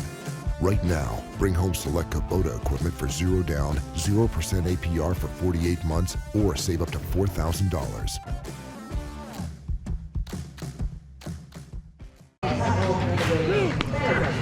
You're watching AppleSox Baseball here on the NCWLIFE Channel, as our broadcast brought to you in part by Coldwell Banker Cascade Real Estate. For all your real estate needs in Central Washington, call Coldwell Banker Cascade Real Estate at 509-888-8887. That's 509-888-8887.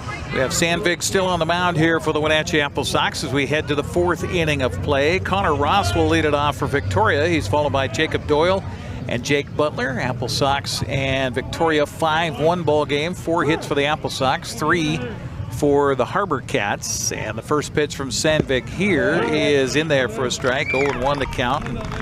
Yeah, since that conversation of Quincy out there, he's looks like a totally different pitcher. Good job, Quincy. Well, you mentioned maybe overthrowing a little bit. Yeah. The 0-1 pitch on the way, swung on and fouled away. He looks like he's still throwing that fastball hard. That was fastball there at 88. But you can see it. I would suspect here that there's going to be an off-speed pitch. So we can just look at his mechanics here and see if he's overthrowing this, which I wouldn't mind it because he's ahead in the count. But that one he didn't. That was just a good pitch right there. A good pitch. Out of the strike zone for a ball. 1-2 the count to Ross, who's 0 for 1. He grounded out to third to lead off the second. We're in the 4th. 5-1 Wenatchee on top. Here comes the 1-2 pitch. Fastball misses up for ball 2. 2-2. You like that pitch? I mean, I try do. to get him to chase high, right? Yep, I do. And now he's probably going to come in with the pitches that he throws here. I would expect a slider on the inside part of the plate. Sandvik ready, and here comes the pitch on the way, and you called it.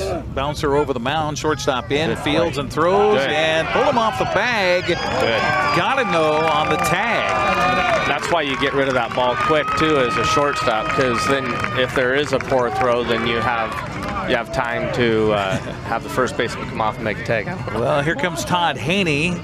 Troy Birtwhistle had a few words for our base umpire, and now head coach Todd Haney's going to come over and see if Mr. Reeves needs a little help from the home plate umpire, and they will confer here.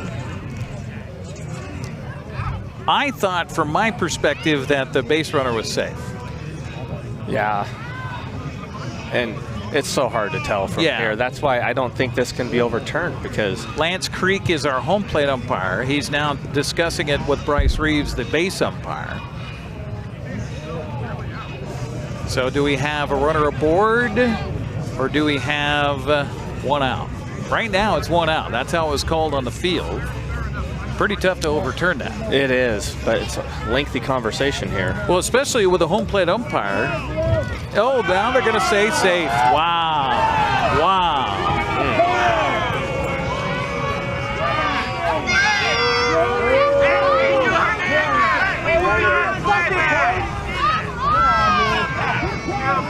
So how do you score that there, Coach? I mean, that was a slow dribbler to the shortstop. His throw was a little off the line. If he'd thrown it right to the bag, that would be an out. So E6 on the... E6, yep.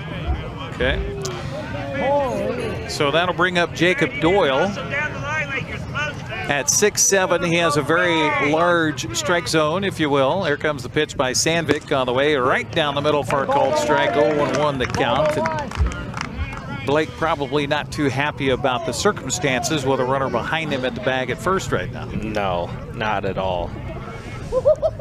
Not at all. Sandvik ready, and the pitch to Doyle is off speed in there for a strike. 0-2 the count. You love to see a pitcher come back like this. Oh yeah, yeah, and that's something that we've seen out of him too. He's like, grit your teeth, and I'm going to get the job done here too. Sandvik back on the hill and ready, and here he comes with the 0-2 pitch. Nice. Check swing. Home plate umpire says he did not go. They appeal, even though the umpire on the base pass is right now behind the mound. So it's a tough angle for him to see it. 1-2 the count, as he did not go on the check swing, according to our crew here tonight. Ross at first base, left fielder, the pitch on the way, swung on and missed, goes all the way to the backstop. Meanwhile, down to second on the wild pitch, strikeouts will go the runner. Meanwhile, the strikeout for Sandvik is his first of the night. 1 out in the inning. That brings up Jake Butler. You know, like I was saying with Blake, seems like the tougher situation it is, the better he gets. You know what I mean? You get the bases loaded, and I'm gonna grit my teeth, and I'm gonna get the job done. So Butler steps up. He is, he's walked in his first plate appearance back in the second. First pitch to him here is, in there for a strike at 87. 0-1 the count to Butler. Again, Jake came into the ball game batting 160. So Blake Sandvik, this is your chance, young fella, to get yourself out of it. It's in the bottom of the order. Runner at second, 1 down for Victoria. And the 0-1 pitch. Strike called. I think the crowd talked our home plate umpire Lance Creek into that one. Well, again, that was that upper level pitch that he's been calling. He has been calling that, certainly. 0-2 the count here to Butler with first base open. Ross out at second base, 1 out in the inning for Victoria in a 5-1 ball game. Sandvik is going to cross step over the back of the hill. You know, I really like that, because I was just in my head thinking he has got to tell on when he is pitching, because if you watch his hands, he lifts his hands and then starts going. So if he can show that he can get a pick move out of this, then that makes it where that's no longer something that they can start running off of. Misses with the third pitch to Butler, so it goes to a ball and 2 strikes. Breeze still blowing from left to right here at the ballpark, a little out to right field from where we sit. Blake Sandvik and a mixture of sun and shade out there on the mound for the Wenatchee AppleSox. The 1-2 pitch on the way to the plate. Swung on a miss. Pulled the string on that one. Beauty Yes, he pitch. did. 2 outs and 2 strikeouts in a row, and that brings up Jai Berezowski. Berezowski struck out back in the 2nd to end the inning. And there's some Sox flying out. 5th strikeout of the game, so there we go. The workers are throwing out. Tradition Sox. continues. I think it used to be 7 strikeouts back in the day. Well, and it used to be 10, and you'd get a free drink at the no longer. That's right. Sonic. That's right. That's Sonic. Man, they had good ice cream. Pitch here misses for ball 1, I think. Yes. The scoreboard hasn't kept up with that. To Berezowski. All right, well, the Mariners scored a run in the top of the 10th. You know, I was going to say something about that. I don't know how much I like that rule of starting with a runner at second base. I don't like it at all. Yeah. I know it's all about speeding up the game. Yeah. But if you're worried about time frame in baseball and the popularity of baseball, don't play 162 games. Exactly. Play half that. Yeah. Yeah, then you would have guys that would be healthier. That's right. That's right. Berezowski back in already ahead of the count at 2-0. But Sandvik checks the runner at second base. Pitch on the way to the plate is in there for a strike. That being said, though, the nice thing about the 162 games is it makes a lot of games somewhat affordable for people to go to. Yes. If you cut it down to, by far and away above any other professional sports. Yes. Yeah. Try to go to a Kraken game. Try to go to a Seahawks game. Right. Need to give blood on your way to the ballpark. Well, in the Kraken game, they're sold out on a Wednesday in January. Yeah, exactly. You know. Swing and a miss here by Berezowski. So Sandvik 1 pitch away from striking out the side here after Ross got aboard on a throwing error and a close play at the bag at first that was called out initially and then overruled. Here comes the 2-2 pitch on the way, missing outside and low for ball 3.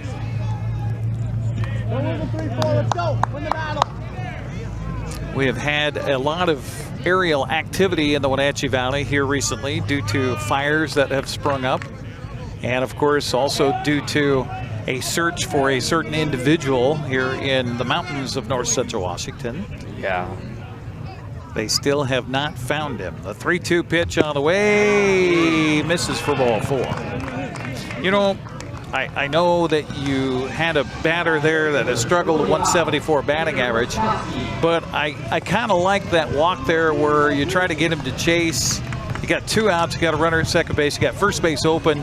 Now you got a force play all the way around. Yeah, the only thing I don't like about that is that was the bottom of the order. So you want to go after guys at the bottom of the order. You don't want to have some people on base for guys at the top of the order that are your better hitters, typically. Pitch here swung on, a hit in the air, deep right field, and it is gone. Well, there you go. 3-run home run, and suddenly it's a 5-4 ball game. Yeah. Beltkowski lives up to his name with a belt over the right field wall, opposite way. Once again, another home run hit to right field by a right-hander, which you don't see often at any level where guys are going home runs the opposite way, but this park right here is built for that. So do you have stats on that particular swing? Yeah, 95 exit velocity and 29.2 exit angle. So, but the carry. The carry. Distance? I better hurry up. Sorry. It's okay. 355 feet 6 inches. It's amazing that it can go down to the inches. I know. Jeez. All based on velocity and launch angle, right? Yes. It's science, kids. That's why you take Mr. Schmitten's math class at East Lawn High School. But is this assuming it's in a vacuum where there is no air? Or is it assuming that, you know, because...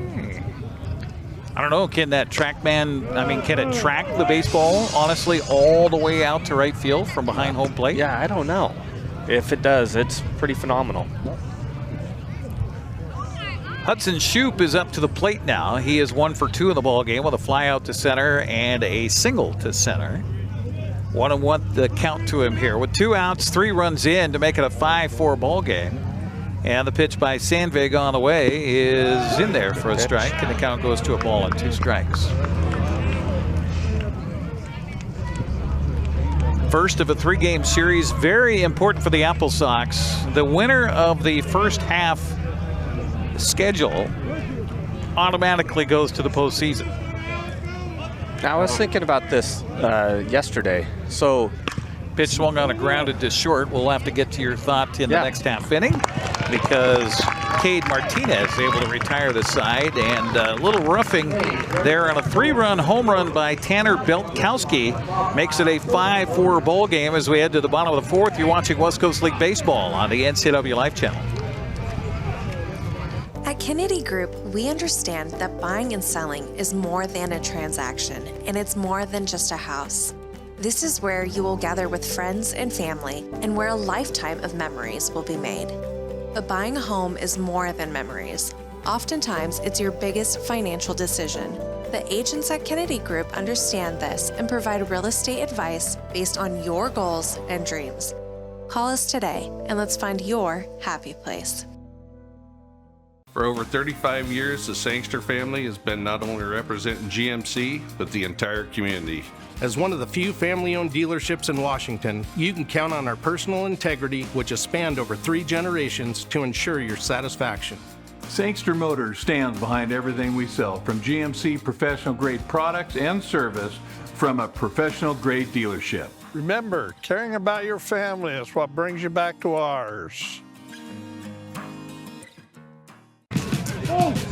AppleSox Baseball on the NCWLIFE Channel, brought to you in part by Global Car Care. Your vehicle is their #1 priority. Diesels and European cars are their specialty. Pick up and drop off available too. Stop by their website at globalcarcare.net. Also by Harvest Valley Pest Control. Living healthy, local, and pest-free, you can rest assured Harvest Valley Pest Control uses kid and pet-safe material around your home or office. Call Harvest Valley Pest Control for your free estimate at 509-423-2207. That's 509-423-2207. Number 9, 1, and 2 due up for Mitch Darlington and the AppleSox here on the 4th as they have their lead trimmed to 1. And the first pitch here to Davis Dorico is taken for a strike. 0-1 to count. Dorico got his first base hit as an AppleSox, and it was also an RBI back in the 2nd. In that 5-run second frame for Wenatchee. Pitch here way high. Evens the count to the ball and the strike. And you can see why Shea Lake's numbers are what Shea Lake's numbers are. He's a formidable foe up there on the mound. Yeah, he is. 1.42 earned run average coming into the game tonight. Had pitched in 6 1/3 coming into this. In relief of Andrew Carter. Is he getting the pitch calm or? Well, no. Or was that the hat just falling off right before he went to pitch? Because pitches. Remember, we've talked about the pitch calm here, and I don't know that I think they're using it because I see the catcher. Yeah, he's not getting signed. Jai Berezowski, and swinging a catch by the catcher here, so a strikeout for Lake. 1 out here in the 4th. Back to the top of the order for Jacob Croxford. And looks like they are using a pitch calm because the catcher is, you see him, he'll put his glove over his right knee and then he reaches inside his right shin guard. So you are right. Tells me that he's got the pitch calm there. Much like our hero Cal Raleigh. Hop up to the infield here, and second baseman over. Wind will play a factor here tonight, but nice job by Jake Butler centering underneath of that one. So 2 outs, and brings up Theo Kim. Kim is 1 for 2 tonight with a 2-run single in his last at bat. How cool for Cal Raleigh to get named to the home run derby this year. Second really leading vote getter, or first leading vote getter for American League as a catcher.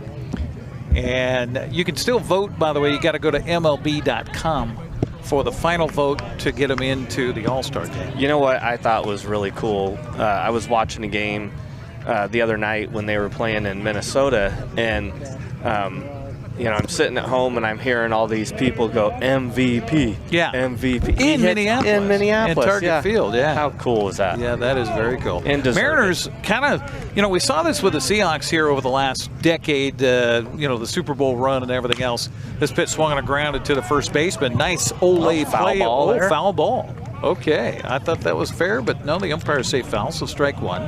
But we've seen the Seahawks, around the country. There's Seahawks fans everywhere, and they travel very well. And now we're seeing that with the Mariners. Ever since 3 years ago when they made the playoffs for the first time in 21 years, we're seeing more and more Mariner fans around the country. Well, I have a friend of mine, coworker, played baseball for me, which is really cool. And then now he's a teacher and was a coach with me. He's at the game tonight down in Texas. Oh, no kidding. So, yeah, him and his aunt and wife and his wife, his aunt, and then his 2 kids are down at the game. They got a ball signed by Andres Munoz before the game. Very nice. Oh, yeah, you showed me that picture. Yeah. Theo Kim hit by a pitch. That's the third AppleSox hitter hit by a pitch tonight. So 1 aboard and 2 down for the AppleSox brings up Kyle Piñanabon. Kyle was one of those hit by a pitch earlier and hit into a fielder's choice to the third baseman back in the second. Yeah, that ended up being a big play for them, going home on that one and getting the out there. That was the one that we had talked about. 2 outs, 1 aboard for the AppleSox in a 5-4 ball game here against Victoria. Pitch on the way, swung on, popped up a mile high in the infield. And Munster, going to give way to the second baseman, Butler, who that ball almost came out of his glove, by the way. Yeah.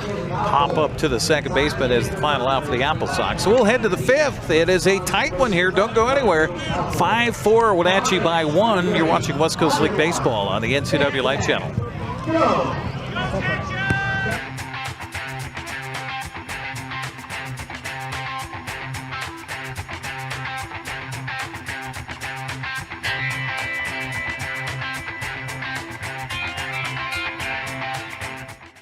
Hey, welcome back to Save Mart. What can we help you find today? We're looking for a mattress. Oh, right this way. We got a large selection. We have this pillow top here.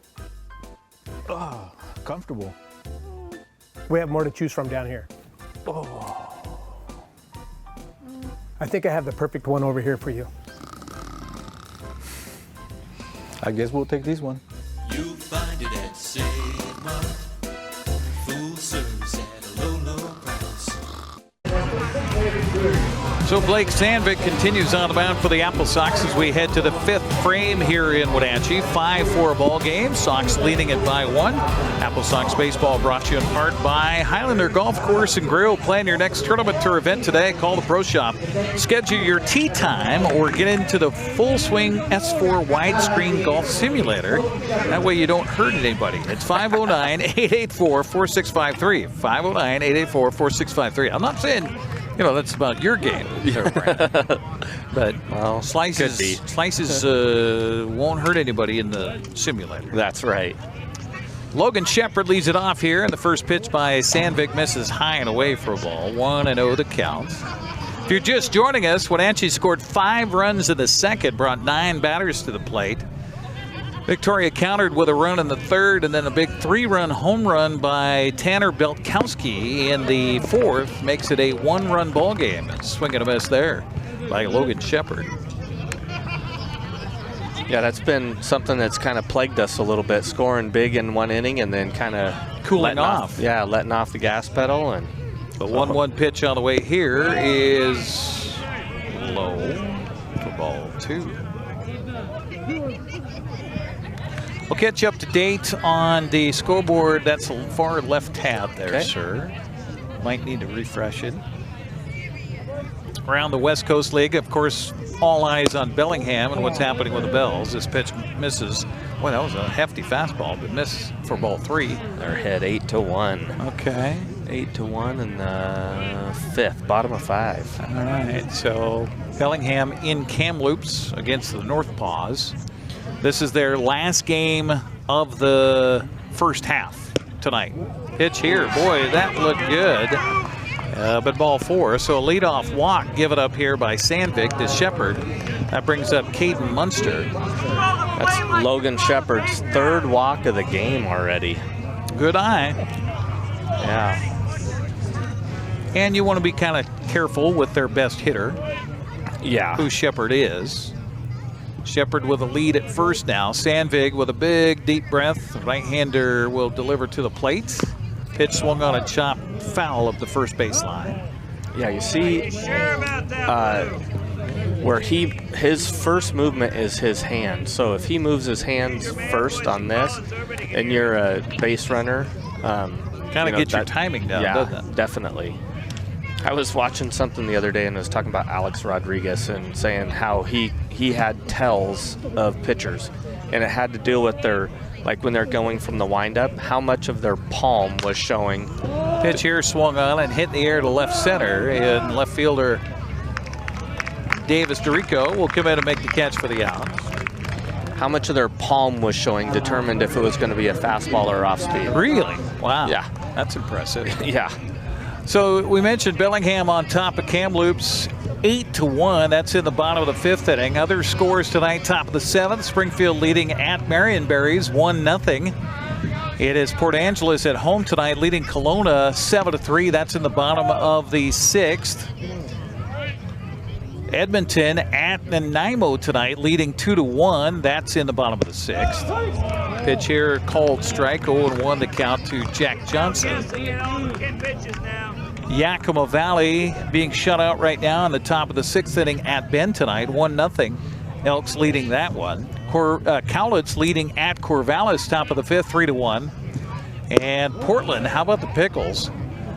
They've lost 3 games all summer so far and are leading Ridgefield at home tonight by a score of 4-0. That's amazing. Yeah, Walla Walla actually took 2 of 3 this week from Portland. But they've already clinched the South Division. Yep. South first half goes to the Pickles. Pitch here swung on and hit hard in the air, deep to right field. Right fielder going back. The ball's off the Pepsi sign out there. Runner rounding second will head to third on the stand-up double by Jack Johnson. We've had a few hard-hit balls here tonight at the ballpark. 2 home runs, 1 for either side. And now runners at second and third, so the tying run is 90 feet away for Connor Ross and Victoria. But first, Mitch Darlington going to make the change here on the mound. So we'll take a break and come back after a 60-second timeout. We'll tell you who's coming in from the bullpen as Wenatchee facing a sticky situation here in the top of the fifth. You're watching West Coast League Baseball on the NCWLIFE Channel. Hey man, how's your arm? Getting better, actually, thanks. Did they give you anything for pain after surgery? Because I think I may have some left over. Nah, that's all right, man. Actually, me and my doctor talked about not sharing prescriptions, and that ibuprofen is a good option for me. The risk of addiction is not worth it. Makes sense. Take the next step. Don't share your prescriptions, and talk to your friends about the dangers of opioids. NCWLIFE Channel is your local TV station. We believe in being the spotlight and mirror to the communities we serve in North Central Washington. Programming on NCWLIFE would not be possible without our sponsors. Special thanks to our platinum sponsor, Alpine Air. Turn to the experts at Carrier and Alpine Air. Carson Bolzel now takes over for the AppleSox junior out of Georgia Gwinnett College. Of course, originally from Okanagan, a 6'5", 210-pound junior. Numbers on the season, Brandon? He's got 13.1 innings pitched, only given up 8 hits in those, 2 runs, 4 base on balls, and crazy, 14 strikeouts, and with a 1.35 ERA. So he's been doing very well for the AppleSox this year, and looks like he's coming in awful high off of, which is a totally different arm slot than what Sandvik was, coming straight up over the top. And which, talk about that from a hitter's perspective, when you got 2 guys back-to-back like that. How hard is that? Yeah, well, especially, you know, if you go a guy that's straight over the top, it's a little bit easier to hit, but with him being, how tall is he? 6'6", 6'5". So his ball is going to be dropping vertically quite a bit, where Sandvik is going to be coming from the side a lot. So it's going to be moving from your backside to the middle of the plate if you're a right-handed hitter. So both of them have their advantages. Me personally, being 5'10", I would much rather see some movement going left to right, but I've never lived in the 6'5" shoes, so I couldn't. I was on Facebook the other day. One of the advertisements came up, and it was for some shirts. And the two pictures they had, they listed tall and extra tall. So now I know the difference between tall and extra tall, at least as far as this commercial is concerned, because they had the heights, the measurements. They said tall is 6 foot to 6'2". 6'3" and over is extra tall. There you go. There you go. So now I know. 0-1 the count here to Connor Ross, first batter to face Carson Bozel on the mound for the Wenatchee AppleSox. Right-hander looking in for the sign from Caden Smith. Still looking in for the sign. Runners at second and third for Victoria, and 1 out in the inning. Pitch swung on a miss, and he was behind that pitch. Count goes to 0-2. Which is odd because that was an off-speed pitch. So he was, I guess, just late. Yeah, just late. Late to it. Yeah. So Shepard at third base, Johnson at second base, in a 5-4 ball game. Bozel's pitch swung on and hit in the air, and this is going to be caught by the center fielder. Now the runner from third will tag. The throw is cut off at second base. Game is tied 5-5 on the sacrifice fly by Connor Ross. I like that thought process there by our center fielder going to second base on that. See if we can't get a back pick before the run scores there too. So that was smart. So Jack Johnson stays at second base on the play. 2 outs now in the inning for Victoria, and that brings up Jacob Doyle. Doyle 0 for 2 with a ground out to second and a strikeout swinging. First pitch by Bozel on the way to the plate here. Swing and a miss. Way behind that one, wasn't he? 93 mile an hour fastball there? Yeah. High cheese. You're around the kids today. You've got a youngster playing baseball yourself. Well, he did this year. Yeah, he's done now, though. So, but you know the nomenclature. So are they still calling it high cheese? What are they calling it? They call it gas. They call it velo. This pitch swung on a grounded it through for a base hit. Here comes the throw home, and it is too late. Runner from first will go to second on the throw. Meanwhile, this throw down by the catcher, not in time, as it scampers away from the second baseman. So Victoria 2 runs in, and they take the lead on the RBI single by Jacob Doyle. Yeah, they've got lots of nicknames for fastballs. My favorite one is when a guy swings and misses, and they say, "Are you down at the Bayou?" Going down to the Bayou Classic. Pitch bunt up the third baseline is going to stay fair, and that is an absolutely gorgeous bunt by Jake Butler. Great bunt. So a bunt single up the third baseline moves Doyle to third base. And yeah, good baseball right there. Yep. Third baseman's playing back in that situation because there's 2 outs and runner at second might as well base. Take advantage of it. Yeah, absolutely. I always like doing that. It's not too common, but I loved doing that as a left-handed hitter when there was a runner at third base with 2 outs. You know, because nobody's going to bunt. Yeah, the third baseman has to play near the bag. Yeah, with a runner at third. Well, and typically they're going to play back a little bit with 2 outs, right? Right. So you drop one down the third baseline. If you're any good at it, you practice it, you can get it down the third baseline, you get an RBI out of the thing, and you get a base hit. So that was one thing that I always liked to do personally in college. Well, Berezowski thought he was hit there on that pitch. Home plate umpire says, no, you weren't. Get back in there. Count evens to Berezowski at 1-1.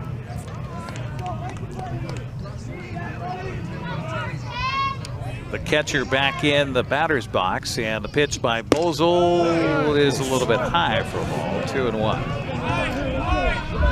That looked pretty good to me. Again, he's been liking that upper pitch, hasn't he? Yes. 2 runs in the inning. Victoria now on top 6-5. This pitch in there for a called strike. The count even at 2 balls and 2 strikes. By the way, there was a Bozel that played for the AppleSox way back in the day. Bryce Bozel. Bryce, and I think he had a brother named Cade, didn't he? Yes, he did. Yep. 2-2 the count here. That was with the Gebbers brothers. That's right. Carson Bozel. Pitch on the way, runner goes. Pitch swung on a miss. So Bozel gets the final out, but not before a couple of runs come home to score, and Victoria takes a lead 6-5. We'll head to the bottom of the 5th inning. Long way to go with this one. You're watching AppleSox baseball on the NCWLIFE Channel.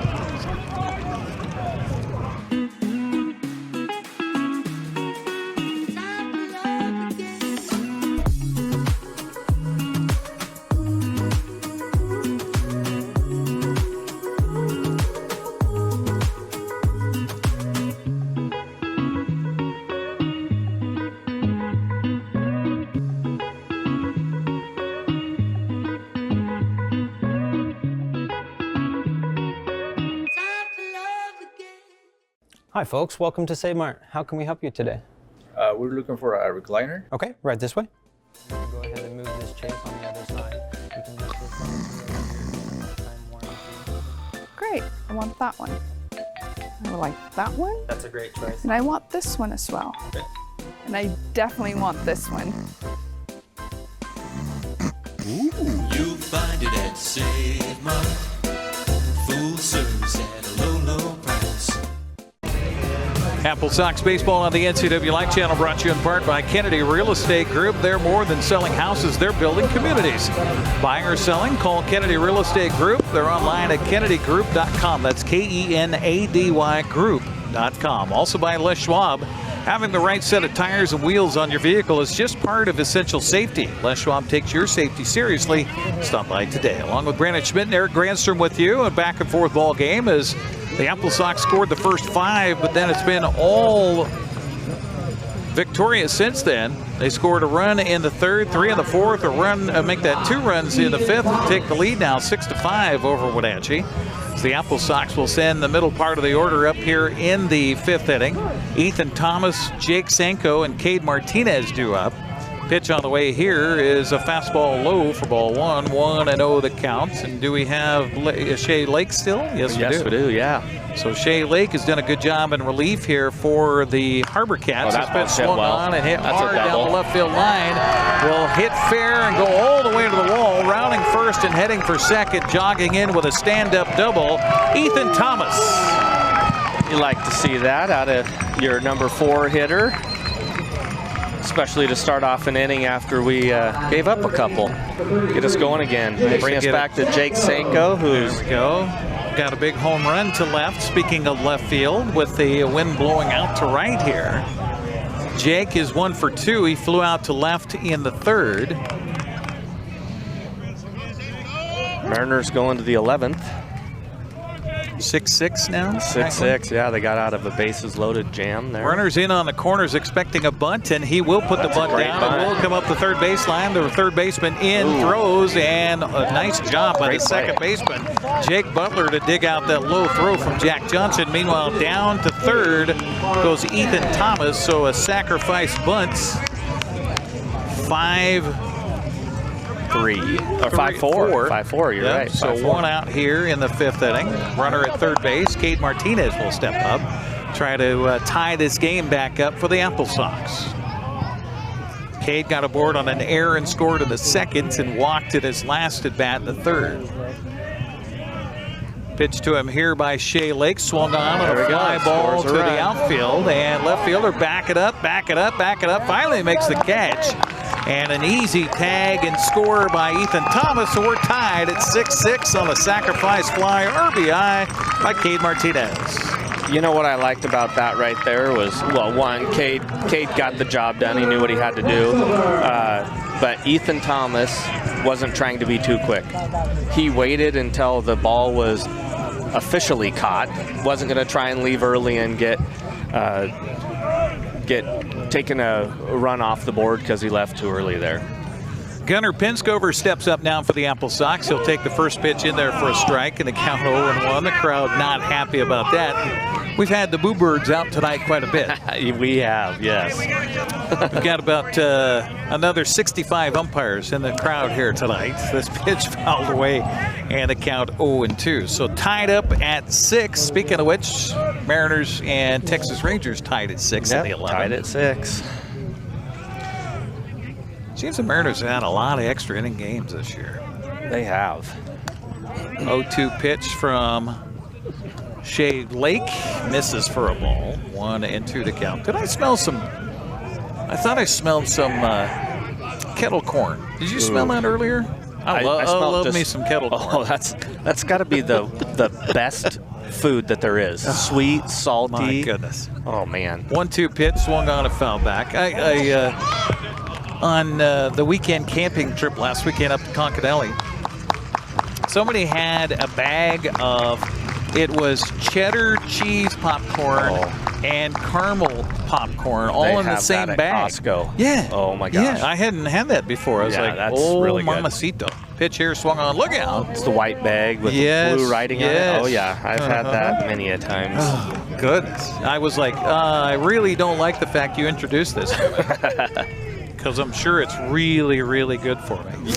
Yes. 1-2 count with 2 outs and 1 in for Penskover. And no, he didn't go. Umpire check with each other. No strike. And this game's getting a little spicy here. It is. Yeah. At both dugouts. Well, their coaches have been out and had conversations with this first base umpire multiple times already. 2-2 count to Penskover here.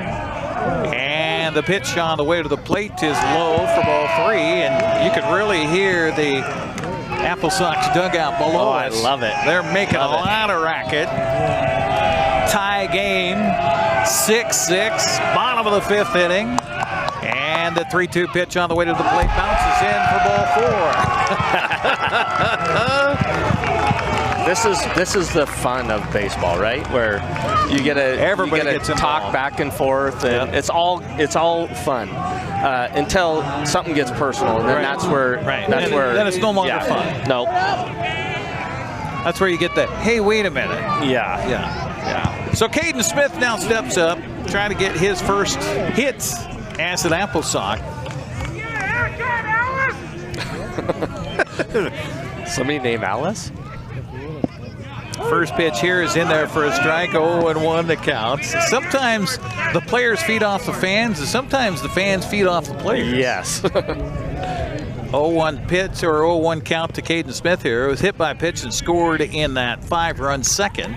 Struck out looking his last plate appearance. The 0-1 pitch, runner from first goes. The pitch is low. The throw down to second base, not in time.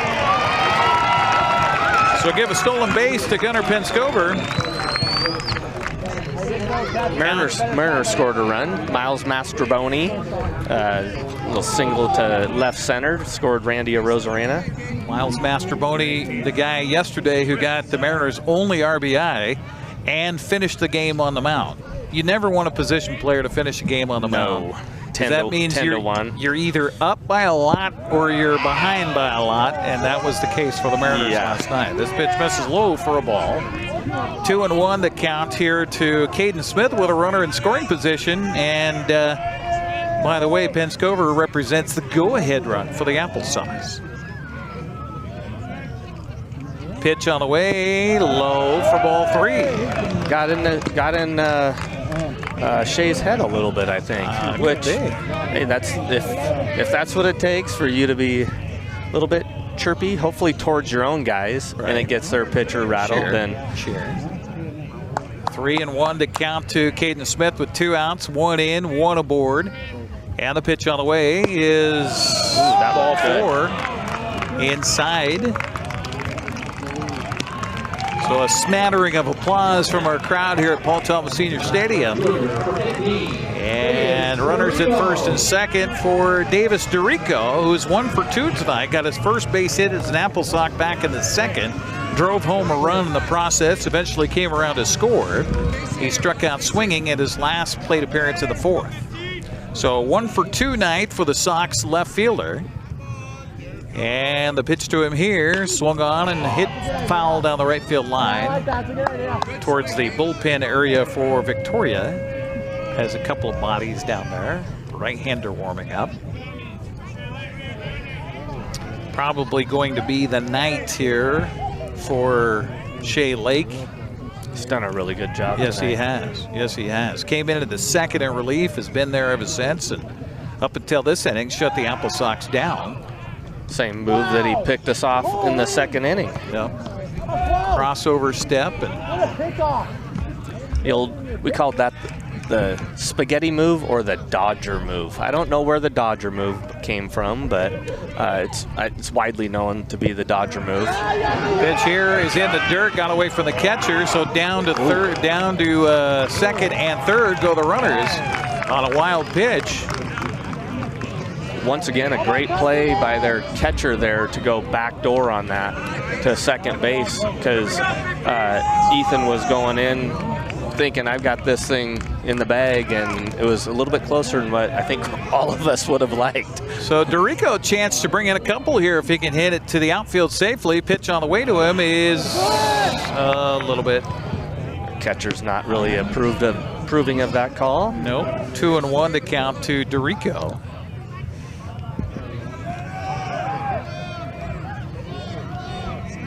Penscover at third base, Smith at second base for the AppleSox in a 6-6 tie. Pitch on the way is low for a ball.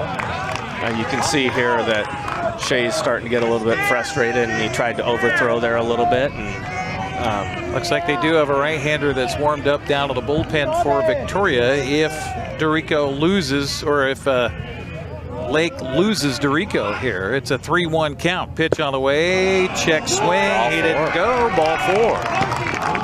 Back-to-back walks has loaded up the bases for the AppleSox. Let's look towards the dugouts on the first base side, and it looks like they're going to make a pitching change here. As we will take a break and come back after a 60-second timeout. Sacks are full of Sox in a 6-6 game. We're back after this on the NCWLIFE Channel. The agents of Kennedy Real Estate Group are committed to providing the ideal client experience. We believe in the power of relationships. Why? Because we don't just work here, we live here. From the nonprofits we serve, the parks where we play, and the local businesses we support, our team understands the value of living in the Wenatchee Valley. Let's begin your real estate story. Les Schwab changed the tire game more than 70 years ago. Today, we still believe you should get more from less. Like more hustle, less hassle. More of the best service around, less of the runaround. Because we include America's best tire warranty in every tire we sell. So you get more unbeatable warranty, less charging you extra. It's why we're more than proud to say, you get more from less. New pitcher on the mound here for the Victoria HarbourCats is whom? I believe it's Robert Sanford. Can't see his number. Didn't see his number when he was coming in. 18, yeah, Robert Sanford. Okay, Robert Sanford is a 6'1", 195-pound sophomore out of Paris, JC, from Carrollton, Texas. Right-hander will take over. 9.2 innings, giving up 11 hits, and let's see here, what's the stat? 8 runs in those 9.2 innings to give them an ERA of a 7.44. So hopefully we can tack on a couple right here. That would be golden for the AppleSox. This is all coming with 2 outs, by the way. A double to start the inning by Ethan Thomas. They moved him over to third on a sac bunt, and then a sacrifice fly by Cade Martinez. Kind of baseball you love. Oh, right? I love it, yeah. Because one, it shows that these guys are not selfish towards themselves. They want to win. They know the joy of winning a game, and so they give up 2 of their precious at-bats that they get throughout the summer, to go ahead and get a sacrifice bunt and then get a sacrifice fly. But that just shows you the character that Mitch is instilling in these guys. It's about the team, not about individuals. So kind of microcosm representation of North Central Washington. That's right. Really? Yeah. Yeah. There you go. You like that? I like that. Ooh, that was good. Microcosm. That's like a lot of syllables there. Jacob Croxford now steps up for the AppleSox with the bases juiced. 2 outs. Sticky situation for Robert Sanford. Now in relief, 3rd pitcher of the night for Victoria. AppleSox fans are looking for more. 1 run is in. Tie game 6-6. Right-hander looks in for the sign from Jai Berezowski. And the first pitch on the way to the plate is all the way to the backstop, but it bounced all the way back past the plate to the pitcher covering. Yeah, that's what you talked about. Short backstop here. And, it's padded back there, but it bounces pretty hard off. Yeah, that's a new pad that they put in right before the AppleSox season here at Paul Thomas Senior Stadium, which is the home to Wenatchee Valley College, of course. 1-0 count to Croxford. And the pitch on the way is low again. And Robert Sanford right now looks like he's a little tight. He does, yeah. And this is something I was seeing out of him when he was throwing his warm-up pitches. He had a couple balls that bounced away and had to get replenished by the umpire. If you're Croxford, you have to just wait for him to throw a strike, right? Yeah, exactly. And another pitch low for ball 3. Yeah. And suddenly Sanford is a pitch away from giving up the lead here. You can see Mitch down here giving a pretty obvious signal of you better take a pitch right here. He has not thrown a strike. He did not throw well in warm-ups. Take a pitch. Here comes the 3-0 pitch after a deep breath by Sanford, and it is outside for ball 4. The AppleSox take the lead 7-6. I like that. Now, if I was Mitch right here, I would be giving Theo Kim a take call as well. He hasn't thrown a strike yet.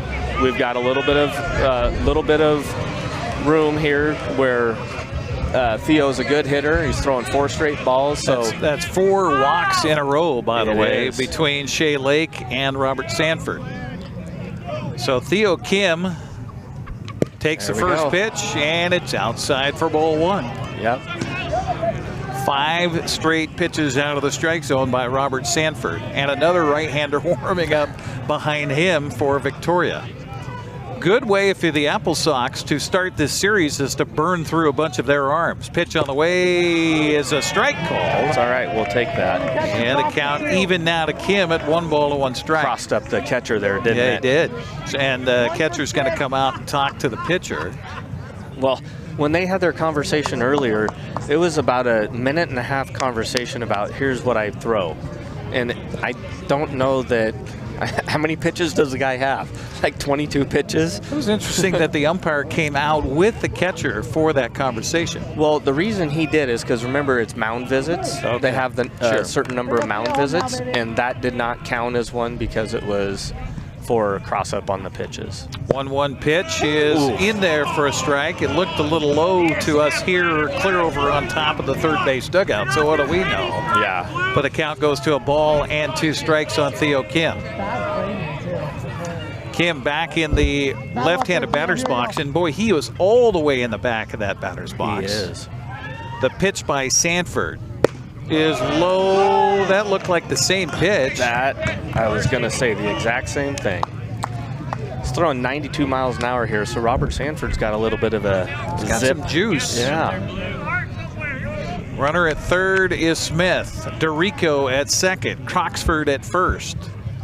2 in. Sox on top by 1. Pitch on the way to the plate is swung on and hit foul off of the foot of Theo Kim, and that hurts. You know, that reminds me. He's got a pad on his foot, so it shouldn't hurt that bad. But I remember like going up to a catcher and like, hey, can I throw a ball against your chest? He's like, no. I go, you've got a pad on there. He goes, it still hurts. 2-2 count here to Theo Kim. Trying to keep the inning going for the AppleSox in a rally back after they gave up the lead earlier this inning. Pitch on the way to the plate is low. Strike called. Strike 3 gone looking as Theo Kim. And that's an arguable pitch as well. But the AppleSox do get 2 runs. They lead 3. We'll head to the 6th. Sox on top 7-6. You're watching West Coast League Baseball on the NCWLIFE Channel. Tacos Chava has something new. Customers at Tacos Chava say it's the best Mexican food around. Nachos, enchiladas, tortas, ensaladas, and introducing camarones in many styles. You'll love the fresh salsa bar with so much selection. Are you ready for Tacos Chava? Find them at 2 great locations, the Wenatchee Valley Mall and Eniat. Tacos Chava, tan delicioso. A new video game, a movie, dinner with friends. There are a lot of things worth saving up for. Vapes aren't cheap, and buying pods over and over can stop you from affording things you want more. When it comes to your money, choose what matters. Choose you. When life gets stressful, jumping into your passions can help you find your calm. Avoid vapes, which contain nicotine and can make feelings of anxiety and depression worse. When it comes to your mental health, choose what matters. Choose you. Back we are here to the ballpark as our broadcast brought to you in part by Sangster Motors, family owned and operated, home of the all-new electric Hummer pickup and SUV. Also by Save Mart, shop smart, shop local, serving the Wenatchee Valley since 1962. Top of the order for Victoria coming up here in the 6th. Sorry, I had a hiccup there. Tanner Beltkowski, followed by Hudson Shoup and Logan Shepard to face Carson Bozel in his 2nd inning of relief. Good news for Mariner fans. I'll let you give the honors. 7-6 win in 12 innings. 12 innings. What a great game for my friend to be at down there. No kidding. Yeah. And I'm sure they stayed till the very end as well. He is a diehard Mariner fan, so he definitely would not leave early. First pitch misses high to Beltkowski, who has a home run tonight, a 3-run shot opposite way right field back in the 4th. And the cool thing, before the game, they were there early, and Andres Munoz signed a ball and gave it to my friend's daughter. That is huge. Yeah, super cool. First of all, to get a Major League Baseball. Yeah. I mean, how awesome is that? Yes. And then to have a player autograph it and hand it to you. Yeah. Oh, my gosh. Yep. 1-1 the count here to Beltkowski. Excuse me. Yeah, 1-1. Yep. Pitch on the way by Bozel. Off speed in there for a strike, and the count goes to a ball and 2 strikes. You know, you were talking about Cal Raleigh if he had a home run tonight. He didn't. He had a double. But his performance that he's had this first half of the year is incredible. And I love the fact that he's getting his due. Yes. Nationally by the media. Yeah. And by sports media. I mean, you know, forever Seattle and the Mariners have been, I mean, we're South Alaska. Right. As far as the national media is concerned. And Cal Raleigh is being recognized for what he's doing. And not only for what he's doing home run wise with 32 still, right? Yeah. His batting average is ridiculous. 271. His RBIs, he's still leading the league in the RBI category. But he's a full-time catcher doing that. And he's so this is something I didn't even realize there was, which is kind of bad, but there's strike 3 called. Gone looking is Beltkowski as he gives a sideways look at our home plate umpire on his way back to the dugout. Hudson Shoup now steps up with 1 down here in the 6th. Most people know the term Gold Glove winner, which is the best. I didn't know about that either until this year. Yeah, the best fielder in that position. So Cal Raleigh won was a Gold Glover winner this past year. But he also won what was called the Platinum Glove, and I had never heard of the Platinum Glove, which again, that's a bad thing. But The Platinum Glove is the best defender of any defender in any position on any team in the major leagues. Ridiculous to go to a catcher. Yeah. I mean, that just shows how good this guy is. And that's before, by the way, that's last year. Right. That's before he signed the multi-year contract to stay in Seattle. Not very big one either, right? No. A small one so he could keep some pitchers here. Absolutely. So what an admirable guy that is. 1-1 the count here to Hudson Shoup with one down in the 6th for Victoria. Pitch swung on and fouled away. Count goes to a ball and 2 strikes. You know, I like it too. He's in the home run derby this year, and he has his dad throwing to him, and his 15-year-old brother is going to catch. Oh, that's awesome. So, that is awesome. You know, Bryce But that Harper, just shows you, too, because Cal is, what, 23, 24? I mean, he's not that old. Yeah, I don't know how old he is. I mean, I look at him as an old man. Yeah, right. Well, I mean, because he's been around a while. He's just such a pro. Yeah. Pitch here misses high for ball 2. 2-2 the count to Hudson Shoup. Bryce Harper had his dad throw to him during the year when he won the home run championship. So how cool would that be for Cal to do it? Pitch on the way, swung on and grounded to second base, fumbling the ball, but picking it up and throwing in time. Nice job of staying with it by Theo Kim. 4-3 on the putout. 2 outs here in the 6th inning. Brings up Logan Shepard. The AppleSox defensively could use a 1-2-3 inning here. They haven't had one so far tonight. Yeah, we faced a lot of batters and throwing a lot of pitches. That's what I was just going to say. A lot of pitches here in this ball game for everybody involved. David Barnes started it. He went 2 innings, gave up, no runs, 1 hit, couple of, make that 3 strikeouts, couple of walks. That was a nice pitch right there. Oh, my. The crowd here at Paul Thomas. Surly.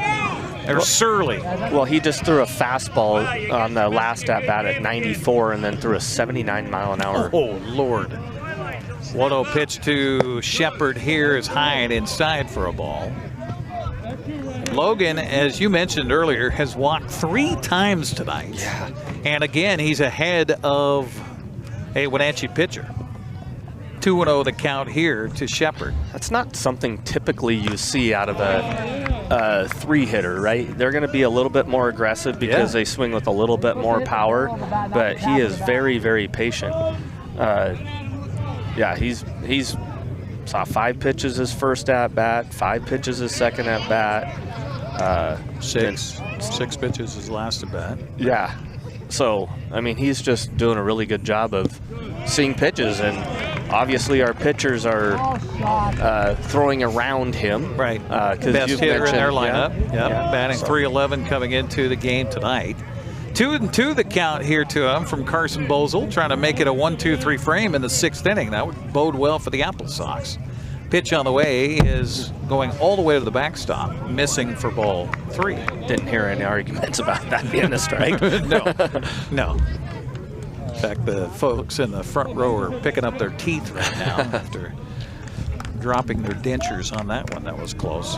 You know, I look out here at this field and I just see, I'm still so impressed with this turf that we have in the foul territory and then the grass. Absolutely. What a great transition it made from last year, because last year, I mean, I'm sorry to say this, but it was almost embarrassing. It was. Now it's beautiful. And then also just them cutting down the infield and redoing the infield here. Yep. I mean, it is flat as a pancake, which and is what you want it to be. Yeah, and you can see in the outfield grass they went about 15, 20 feet back there, too. Swing and a miss, and how about the inning here for Carson Bozel as he strikes out one of the toughest guys in the West Coast League to go 1-2-3 in the 6th. To the bottom of the 6th we go. Wenatchee on top, 7-6. You're watching AppleSox Baseball on the NCWLIFE Channel. Welcome to the summer of good. Good people, good taste, good vibes, and good, well, everything. When you're ready for some old-fashioned good, Abby's is your place. We've been celebrating summers around the PNW for over 60 years. At Abby's, good is a legendary tradition. Here's a good-looking pizza, guaranteed to bring some summer smiles. And right now, it's on sale, so it's good for your wallet too. This giant is loaded with toppings and can feed up to 6 people. Order at abbys.com. Give us a call or just drop by. It's the summer of good, only at Abby's Legendary Pizza. You trust the same doctor for your health and the same dentist for your smile. Trust Global Car Care to keep your vehicle running strong. We track your car's history so it gets the right care at the right time. With our 3-year, 36,000-mile warranty on parts parts and labor, you'll drive away with confidence. Global Car Care, your automotive experts. We service all makes and models, but specialize in Sprinter vans, Mercedes, Audi, Volkswagen, and BMW. Call or visit us today. Kyle Pignanabon, Ethan Thomas, and Jake Sanko do appear in the 6th inning for the Wenatchee AppleSox. We've got a back-and-forth ball game here tonight as Wenatchee scored 5 runs in the 2nd inning. A big 2-run single by Theo Kim and a leadoff home run by Jake Sanko in that inning. The big hits for the AppleSox. Victoria countered with a run in the 3rd. It seemed kind of innocuous at first with just a sacrifice fly for an RBI by Caden Munster to score their first run. But then trouble on the 4th inning as the HarbourCats got a couple aboard on an error and a walk, and then a 3-run home run by Tanner Beltkowski made it a 1-run ball game. They would take the lead with 2 runs in the 5th. AppleSox would counter back with 2 runs in the bottom of the 5th inning. So back and forth we go. 7-6 our score here as Pignanabon steps in the right-handed batter's box and is ahead of the count 1-0. Yeah, that was really good for us to get those 2 runs last inning to battle back there. You like to see that immediate response. I mean, yes. Even if it's not a give up the lead, take the lead situation, if you just counter. Right. And for us to get the 1 and then be so patient.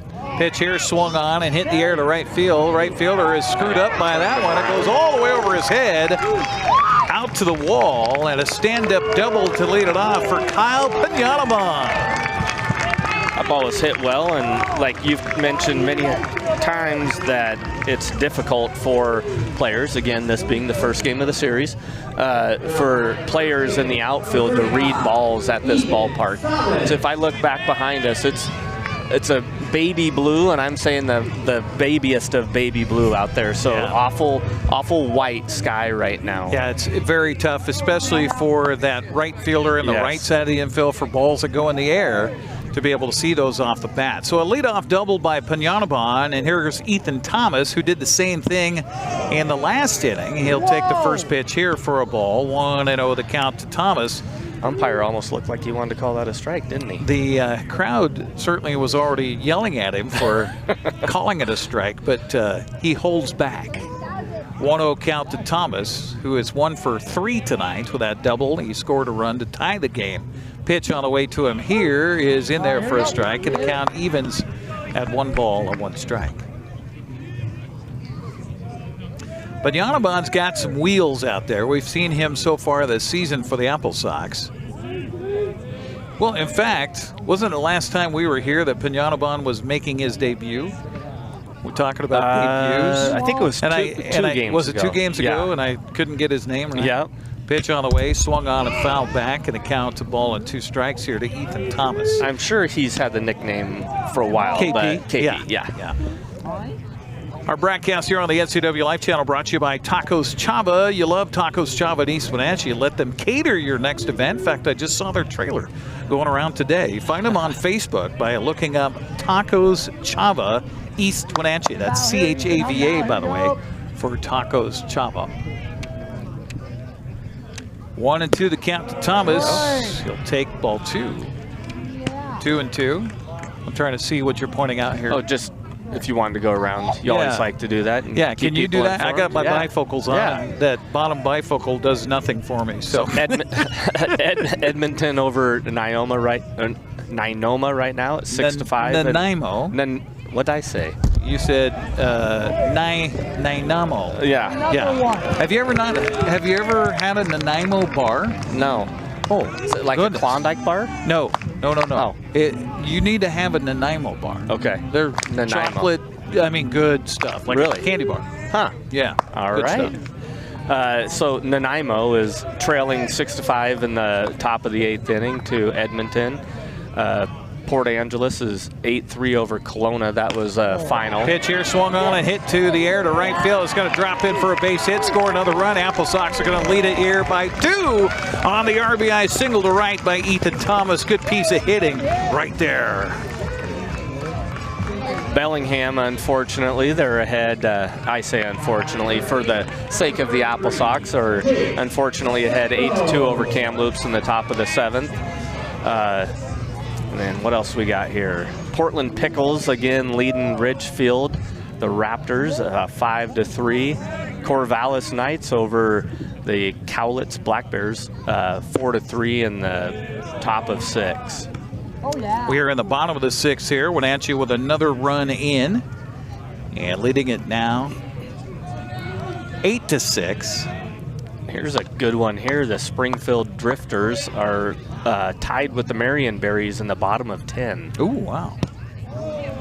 Pitch here misses outside to Jake Senko, so the count goes to 2-0 on Jake. Victoria does have a right-hander warmed up down in the bullpen. He's just playing soft toss right now. Behind Robert Sanford, working his 2nd inning of relief here for the HarbourCats. Pitch on the way is in there for a strike. Count goes 2-1 on Senko. Jake 1 for 2 tonight with a solo home run to left.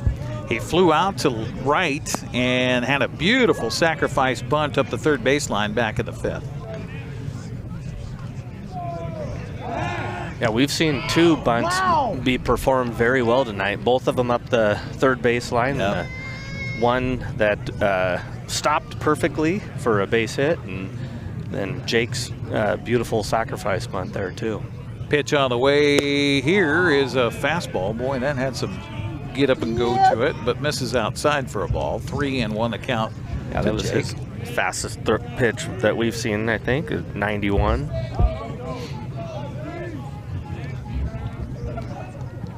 Nobody out here, bottom of the 6th inning. 1 run in for the AppleSox. Pitch here is taken for a strike. Count runs full, and what you do with every single pitch you face, good, bad, or indifferent, is you wear the arm down even further of reliever Robert Sanford. Yeah. Right-hander ready, and the runner from first goes. Pitch swung on and chopped foul. Ouch, off the foot again. And I always make this example for folks. If you've never played baseball, you never hit a ball off your own toe. It's like if you go in your bedroom and you pick up your corner of your bed as high as you can and drop the corner bedpost onto your foot. While somebody's jumping on the bed. Yeah, while somebody's jumping on the bed, right. Yeah, I have, literally I have a bump on my leg that is from like a ball. From a ball from when I was a sophomore in high school. Runner from first goes again. This pitch high and inside. Look out, Jake Senko. He'll spin away from that one and take the walk. So runners at first and second for Wenatchee. Brings up Cade Martinez, and we'll look towards the dugout area. It looks like we're going to get a pitching change. We will. We'll take a 60-second break and come back with the AppleSox on top 8-6 and threatening to add more here in the 6th. We're back after this on the NCWLIFE Channel. There's no place like home, because home is where we're totally comfortable.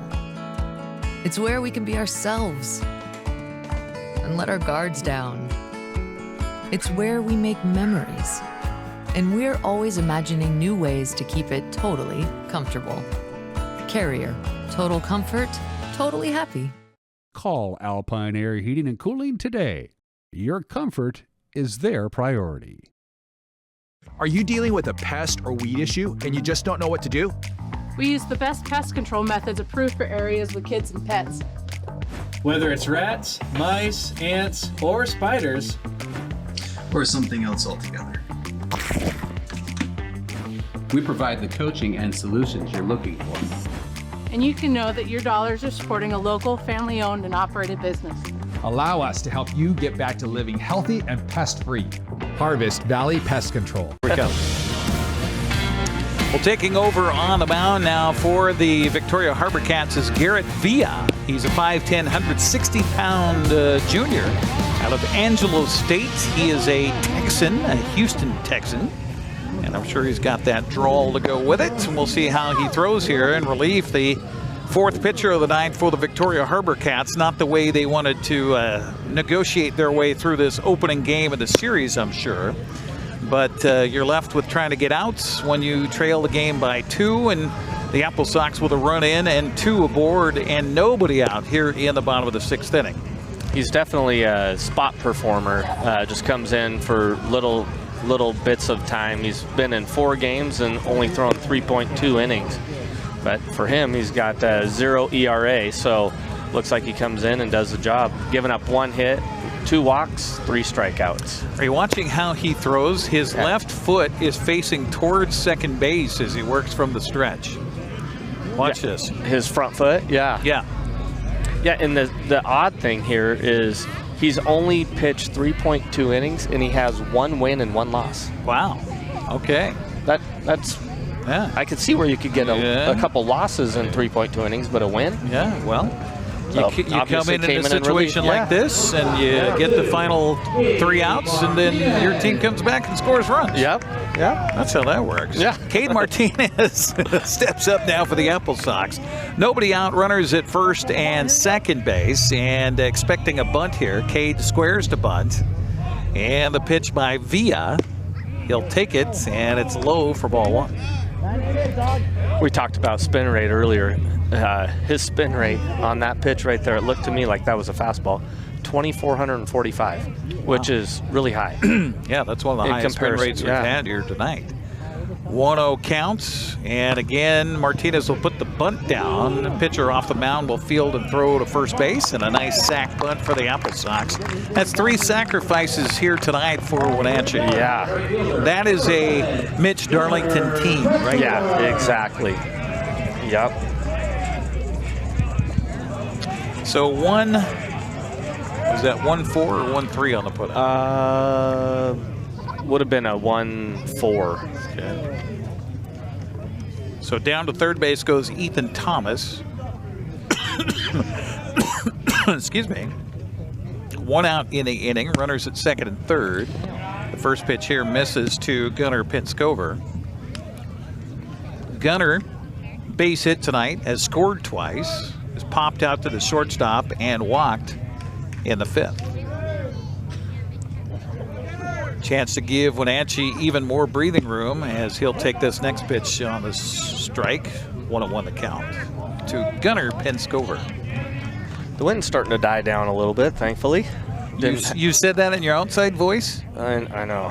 That's like saying the game is going quickly. 1-1 pitch here. Malcolm agrees, right? Malcolm agrees. And Malcolm back in our studio is after a long week is ready to be done. And we thank Mr. Malcolm Whitehall for all he does for us at the NCWLIFE Channel. 2-1 the count to Penskover here. Pitch on the way is taken for a strike. Evens the count at 2-2. And we've seen this throughout the game tonight, Brandon, that Wenatchee's been very patient offensively. Yeah, and I really like that. And they're seeing a lot of pitches. You say that, and we've the last 1, 2, 3, 4, 5, 6, 7 hitters have seen first pitch ball. Strike 3 called. Gone looking is Penskover for the second out, and that is going to draw even further ire from our crowd here at Paul Thomas Senior Stadium. Well, the AppleSox were able to get a run pushed across with 2 outs last inning. Can they do it again here this inning? Runners at second and third. Caden Smith now steps up. Smith walked back in the 5th. He's 0 for 1 officially tonight. Was hit by a pitch and scored a run as well. First pitch to him here, he'll take for a ball. Now that looked closer than the last pitch. At least from our perspective, on top of the third base dugout, we're looking from behind the batter. So it's like Bob Euchre yelling at an umpire from the third level. He missed the tag. He missed the tag. Pitcher misses away for ball 2. That guy was hilarious. He certainly was. If you have never seen it, I highly encourage you to go to YouTube and just do a search for Bob Euchre Hall of Fame induction speech. You will get all of Bob Euchre's best in that about 5 minutes talk. This pitch swung on a foul away, and the count goes to 2-1. My son and I went to Milwaukee with a friend of mine, and went and watched Brewers game there, and we got to sit in the infamous Bob Uecker chair. Oh, or you sit did? next to Bob Uecker, I Okay, guess, because there's a little statue of him in a chair, and we sat right Way next up to in him. the third level? Way up there. Yeah. Yeah, that beverage commercial, I'll leave it at that, that he said, oh, I must be in the front row, and they took him up to the very top. 2-1 pitch on the way here. Swung on and hit foul. Count evens now to Caden Smith. Two balls. 2,640 spin rate, RPM. Holy buckets. Yeah. That's like 700 more than what most pitchers that we're seeing tonight. So he's obviously, I don't know how, I was never introduced to the spin rate when I was pitching or even knew how to create it as a coach, because it came in after I stopped being the head coach. But they have a way to introduce more spin rate on it. I don't know what exactly it is that they do, but obviously this kid has gone to something that has helped him improve that spin rate. So we had a little more of a discussion here between an umpire and the Victoria coaching staff. Third or fourth conversation. Yeah, that's the first one. A little arguing about balls and strikes. Yeah. And from our perspective, that did look like strike 3. 3-2 pitch on the way, swung on and hit into the outfield. Going to score 2 for the AppleSox. They lead it 10-6. How about the hitting stroke of Caden Smith? His first hit as an AppleSox. Yeah, I like to see that. That was a very well hit ball to the opposite side too. So that's when you know you're hitting well. And I know it's his first hit, but that's when you know you're hitting well, is when you can hit a ball hard the other way. He did a really good job with that. And he saw it. He did. And that was a full count too. So we had runners running, and good job. Well, we saw that earlier for the AppleSox when Victoria got their 3-run home run on a play at first base that was a close play. It originally called an out, and then conversation between the umpires, and then it was overruled. He's safe. And that runner eventually came around as part of that 3-run home run to right field. So we saw that be an overturn that made a big difference in a disagreement with our umpires tonight. Now we see a situation where the Victoria staff thought it was strike 3. It's not. Base hits, next pitch, and that was close. Ooh, another close play at the bag at first, and according to the base umpire, is safe. And this is what's interesting, too, about these disagreements that continue to go on here between Victoria and our umpiring crew tonight. This is the crew they have for the next 2 games. Yes. It's not very advantageous for you to argue with an umpire if you're going to see him the next 2 days. Davis DeRico at the plate, by the way, for the Wenatchee AppleSox. 0-1. The pitch here misses outside for a ball. It's 1-1 to count. Which I've always wondered where, because I never see these umpires outside of umpiring in this league. So where are these gentlemen from? Don't know. Yeah. Don't know. We're not meant to know. The 1-1 pitch. Their street address is. Ooh, how about the hands there of Mitch Darlington? Grin on his face as he's getting it from the home crowd and his own dugout. Ball and 2 strikes here to DeRico. AppleSox opened up a little more breathing room here with 3 runs in the 6th.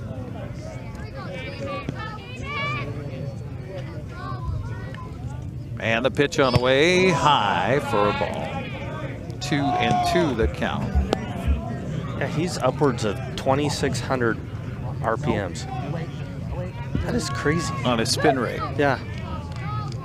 I know if you've ever done a golf simulator and you hit balls, I know they have the spin rate there, and obviously you want a higher spin rate there as well. Depends on what club you're using. True. Because if you've got a driver, you want less, because then it doesn't slice or fade as much. But if you're around the greens, you want one with a little bit more spin rate, so that it will check up for you if you're good enough. Yeah, that's not me. That's definitely not my game.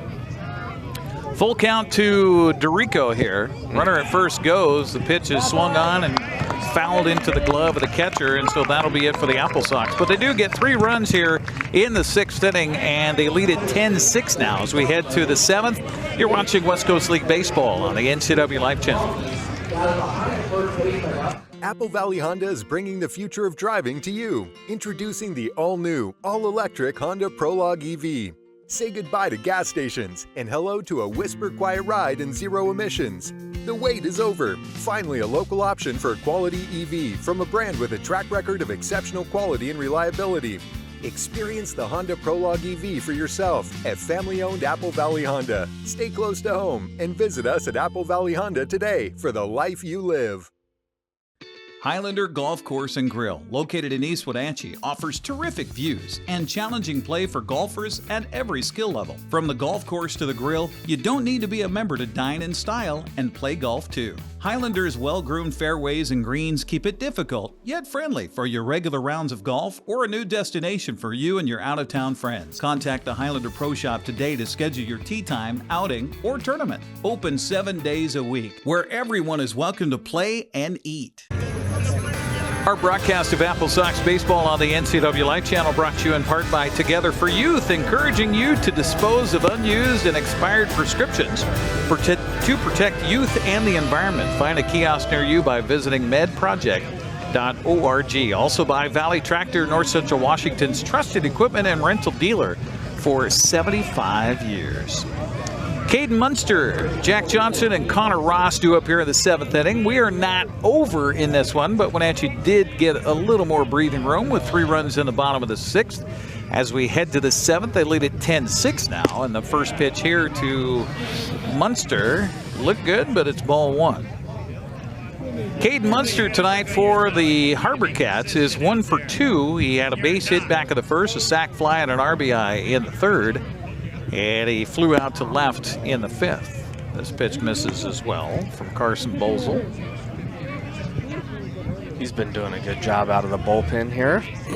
Carson in his 3rd inning of relief here for the AppleSox.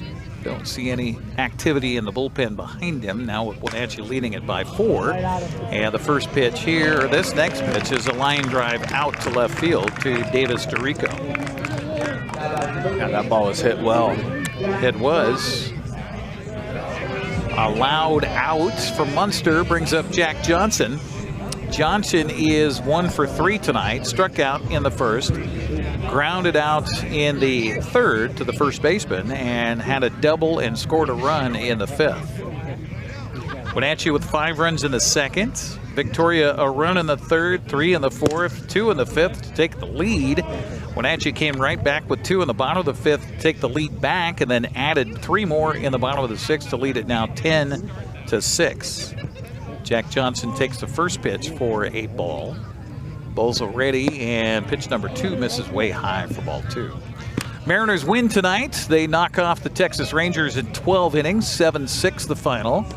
So the Mariners get a big bounce back win after pretty embarrassing night last night, losing 10-1. Pitch here misses low for ball 3. Bosel in relief for the AppleSox, took over for Blake Sandvik back in the, was it the 4th inning? No, in the 5th. And looking at his numbers so far, he has not walked a batter in relief, and throws a strike there at an opportune time. Johnson takes 3-1 the count. Speaking of extra inning games, Springfield Drifters ended up winning 3-1 over the Marion Berries tonight in the bottom of 11. Wow. They must have started that game early if they're already through 11.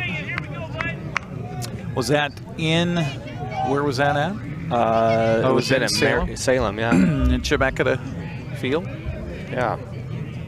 Pitch here. Oh my gosh. Good. No argument by the catcher there, though. Nope. So obviously our view from here isn't as good as thrown too much. Yeah. So must have been outside for ball 4. So a runner aboard with 1 down here in the 7th. That brings up Connor Ross. Ross grounded out to 3rd in the 2nd. Got aboard on an error on the shortstop on a throwing error in the 4th. Had a sacrifice fly for an RBI in the 5th. Bosel always working from the stretch. And the pitch on the way, swung on and fouled back, and the count 0-1 here to Connor Ross. We'll have more baseball coming up in July with the AppleSox taking on the Kamloops North Paws. Second time we'll have Kamloops here on the broadcast on the NCWLIFE Channel. That'll be on Tuesday, July 8th. And then again, Friday, July 18th, Nanaimo comes to town. We'll be here for that one as well on the NCWLIFE Channel, your AppleSox TV station. This pitch misses for a ball. 1-1 the count. Timeout called here. Figure out what's going on. Pitcher, catcher, making sure they're on the same page here. Kamloops is trying to make a run at Bellingham, 4-8. Good. In the top of 7. I got time. Yes. And it's in Kamloops, right? It is, yeah. Okay. So what do you think this conversation is?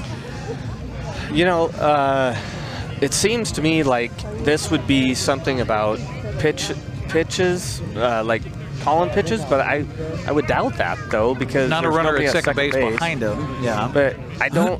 The reason I only say that it would be about the pitch calls and stuff is because, well, he's going to taps on his knee, on his head, on his shoulders. So that could have been the case. A cross-up, maybe Bosel didn't see the call. Yeah, and so oftentimes you'll see where catchers have their fingernails painted white, and so they can see them a little bit better. And this might be a spot where he just can't see the fingers when they're put down there. So the reason I wouldn't say it's about mechanics or of that sort is because they don't know each other that well, right? So it would be like, and that was a lengthy conversation. If it's something that the catcher's seeing about mechanics, that's pretty quick. Hey, you're not coming up over the top, or you're dropping down to the side, or something like that. Yeah. So 2-2 count to Connor Ross here with a runner at first base. 1 out for Victoria here in the top of the 7th. Pitch on the way, swung on a fly ball to right field. And over to his right is Gunnar Penskover. And he'll make the catch for the outs, much to the happiness of our crowd here at Paul Thomas Senior Stadium. 2 outs in the 7th inning brings up Jacob Doyle.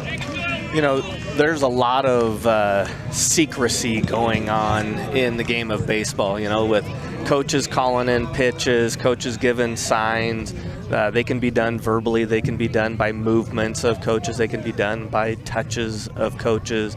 Catchers giving signs out there.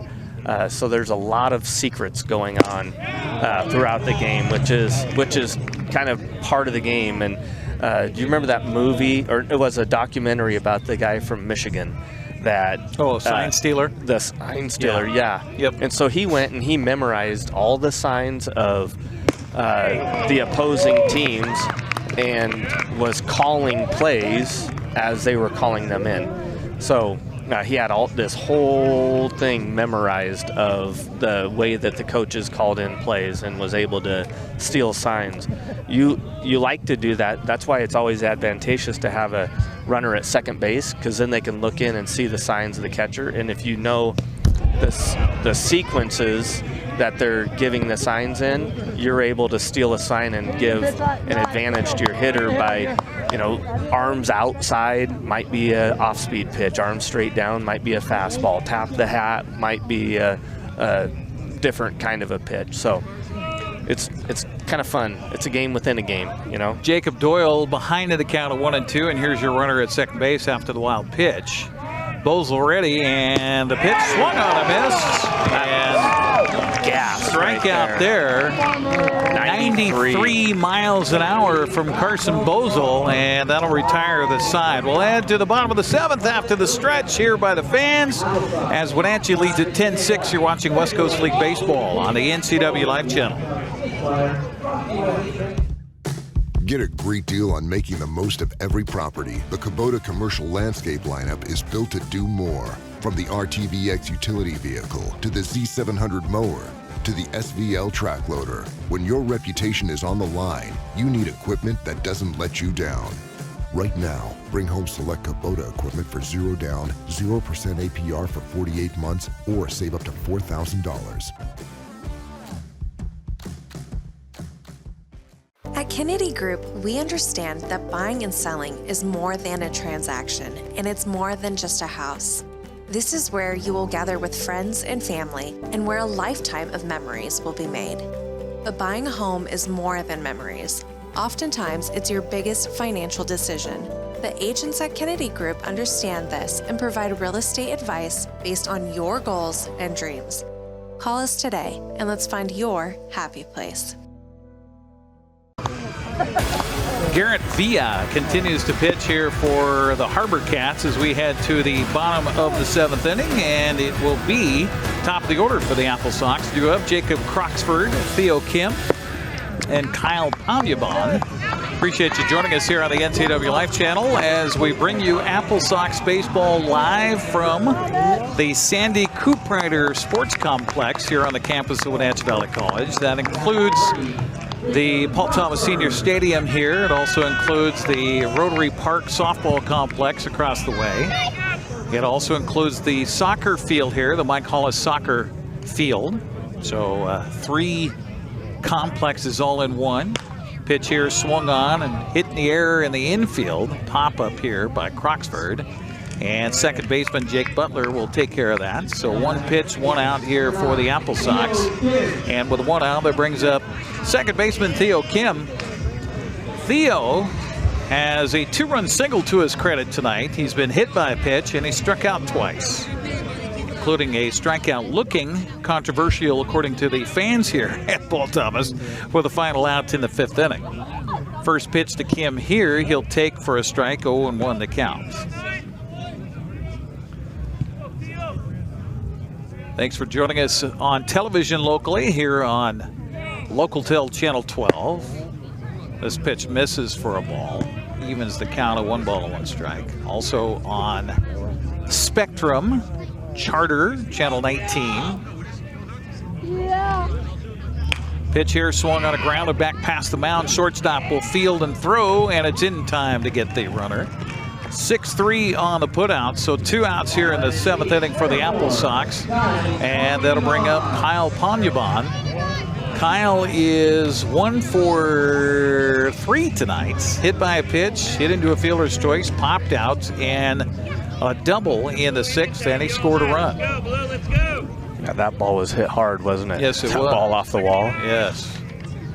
10-6 Wenatchee on top as they bat here on the bottom of the 7th, and Pomyabon will take the first strike looking 0-1 the count as the crowd behind home plate continues to rib Lance Creek, our home plate umpire. This pitch swung on a miss, and the count quickly 0-2 as also the HarbourCats trying for the first time tonight to retire Wenatchee in order. Hasn't happened so far.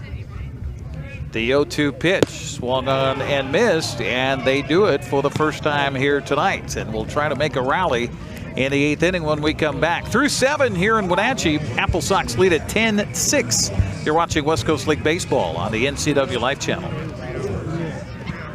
For over 35 years, the Sangster family has been not only representing GMC, but the entire community.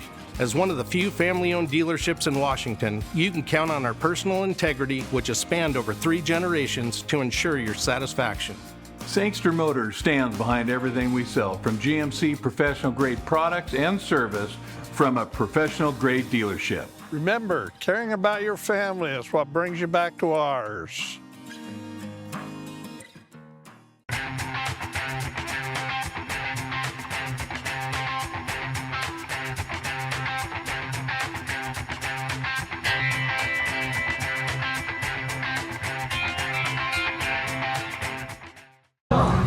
Top of the 8th inning here for the HarbourCats. They'll send Jake Butler, Jai Berezowski, and Tanner Belkowski here to the lineup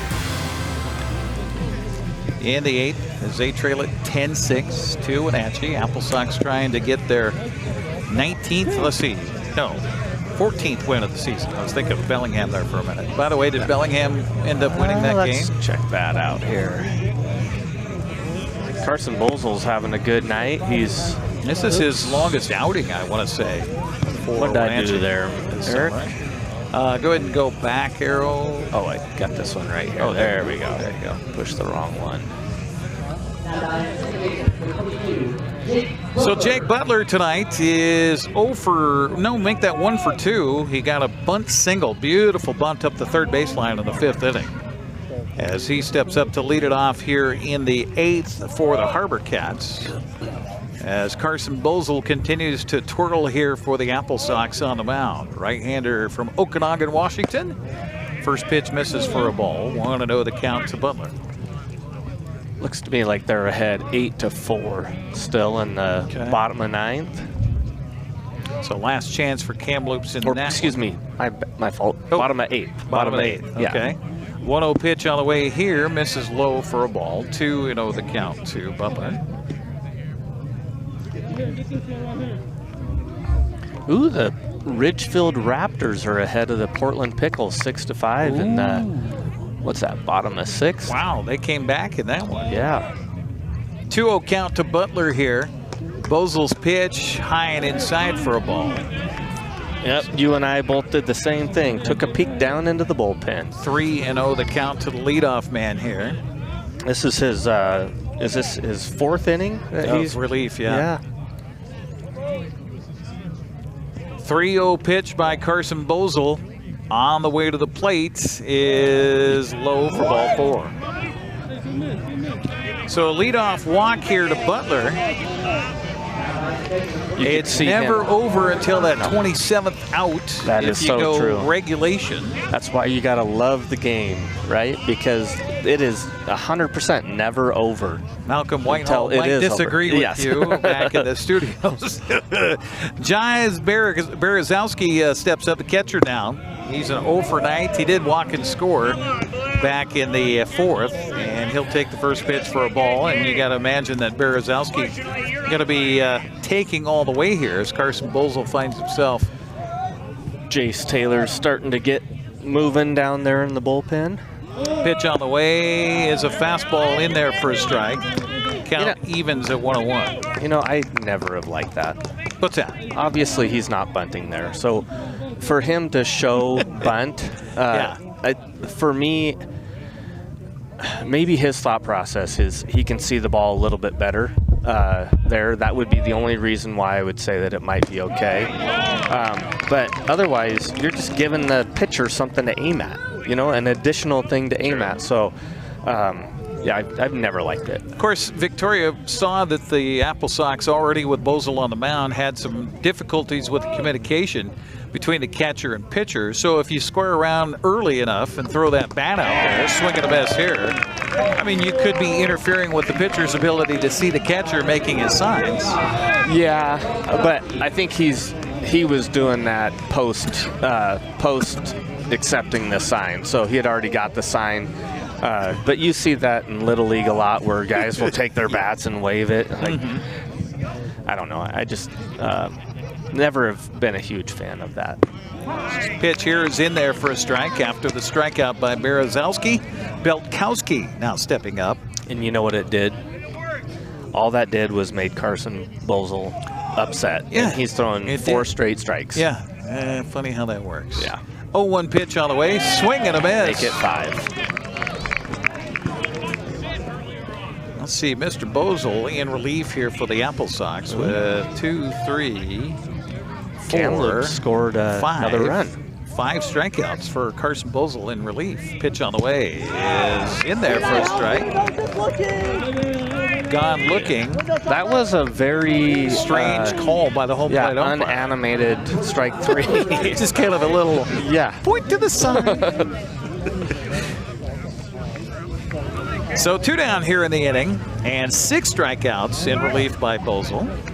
Hudson Shoup now stands between the AppleSox and a safe inning. Runner for first goes. Pitch is high. The throw down to second base is not in time. That was a good call. Tag was a little bit high. Had the tag and the ball been arriving down at the base, maybe a little closer. But a stolen base here for Jake Butler. So the count 1-0. I would have to think that was on the runner taking that bag, because as a coach, I couldn't see myself giving an opportunity to get the third out. Pitch here swung on a grounded to the first baseman. He'll scoop it up and take it to the bag himself, will Ethan Thomas. And that'll be the inning here for Victoria. They get a runner aboard on a walk. He is stranded. We'll head to the bottom of the 8th inning. Wenatchee up 10-6 here on the NCWLIFE Channel.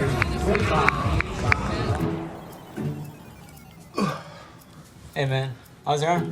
Getting better, actually, thanks. Did they give you anything for pain after surgery? Because I think I may have some left over. Nah, that's all right, man. Actually, me and my doctor talked about not sharing prescriptions, and that ibuprofen is a good option for me.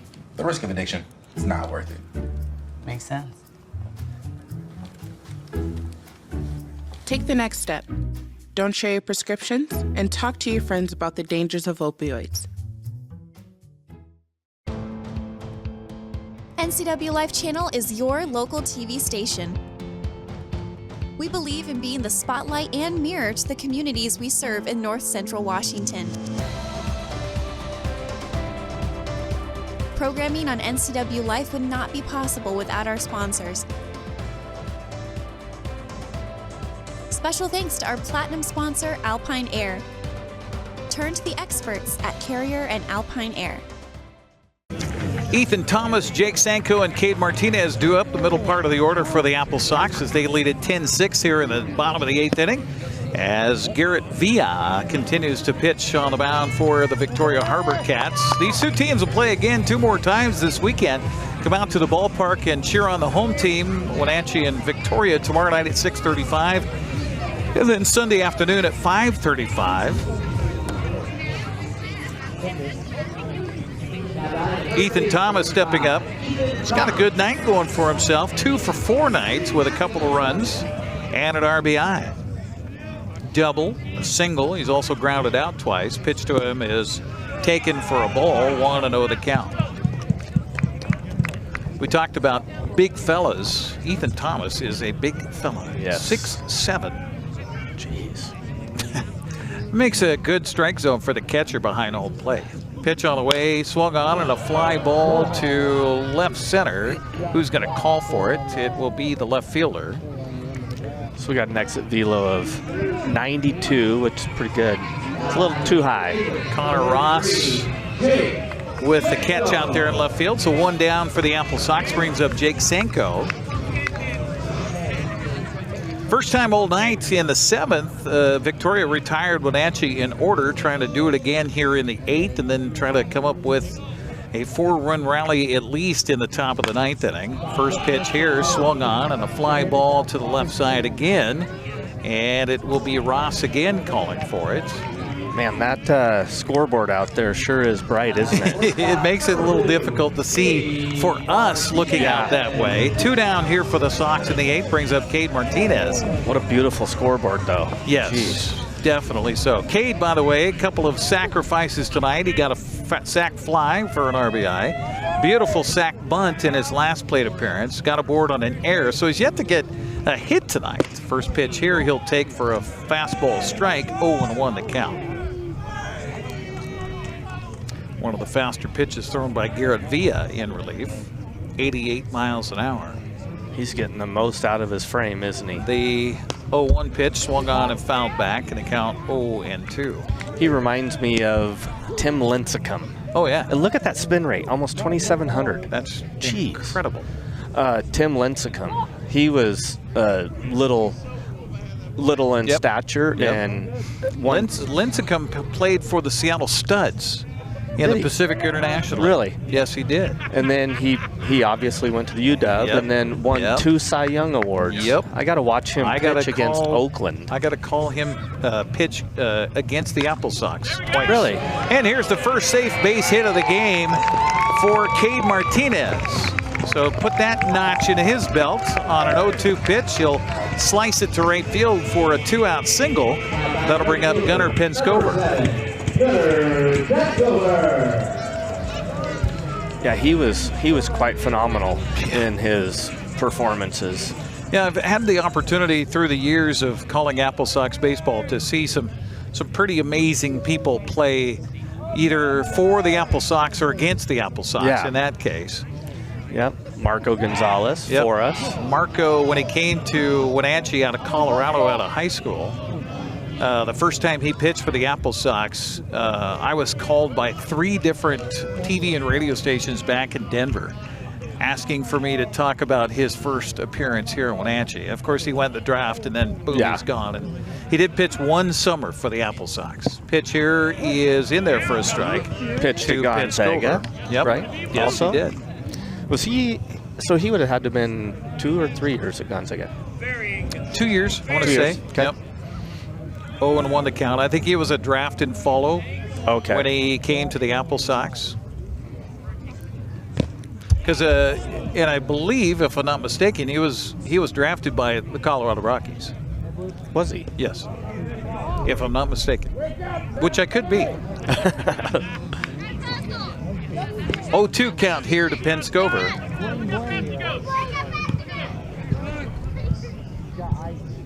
A new ball delivered out to the mound to Garrett Villa. Hey, Marco Gonzalez pitched well for a couple years and then kind of disappeared, didn't he? Yeah, he had that injury and came back from injury and never really was the same. And then he and his wife had a child. And, I think maybe focus changed. Yeah. After he left Seattle, he had a couple of good outings when he left, but never was really the same. Now, a beautiful move by the pitcher. Now we got a rundown, and Cade Martinez avoids the tag. No, he is tagged out according to the umpire. So that was so smart by their shortstop there to get the tag and just keep on going. Yep. Because if you ever go back, they put the doubt in the umpire's mind. So Martinez caught stealing, and we will head to the 9th inning. AppleSox up 10-6. You're watching West Coast League Baseball on the NCWLIFE Channel. Hey, welcome back to Save Mart. What can we help you find today? We're looking for a mattress. Oh, right this way. We got a large selection. We have this pillow top here. Oh, comfortable. We have more to choose from down here. Oh. I think I have the perfect one over here for you. I guess we'll take this one. You'll find it at Save Mart. Full service at a low, low price.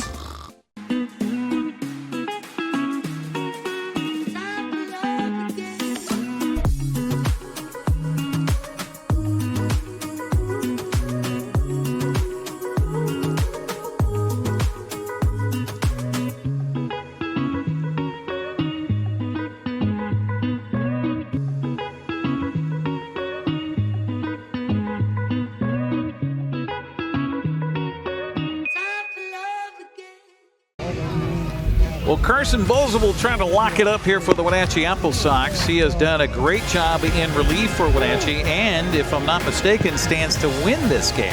Correct there? Yeah, Coach? we took the lead when he was right. When he pitching. came in. So there you go. He'll try to win it for himself here. Logan Shepard, Caden Munster, and Jack Johnson will stand between Mr. Bozel and a victory tonight for Wenatchee to make it their 14th victory of the summer, as Wenatchee came in tonight 13-8, a half game behind Bellingham. Looks like the Bells did win tonight.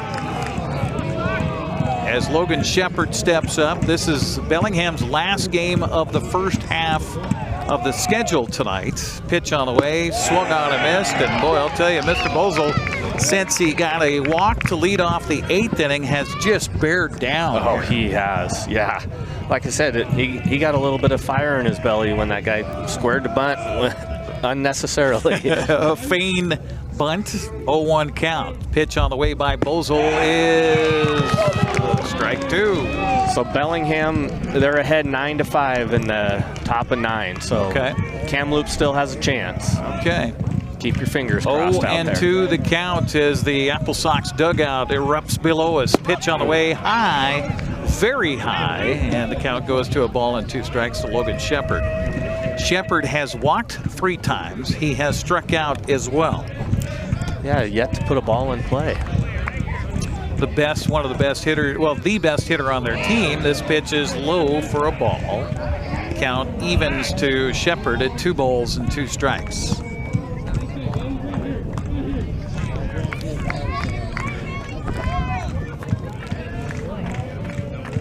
I love listening to the players down here. 2-2 pitch, swung on and missed, and he strikes out their best hitter for the 2nd straight time.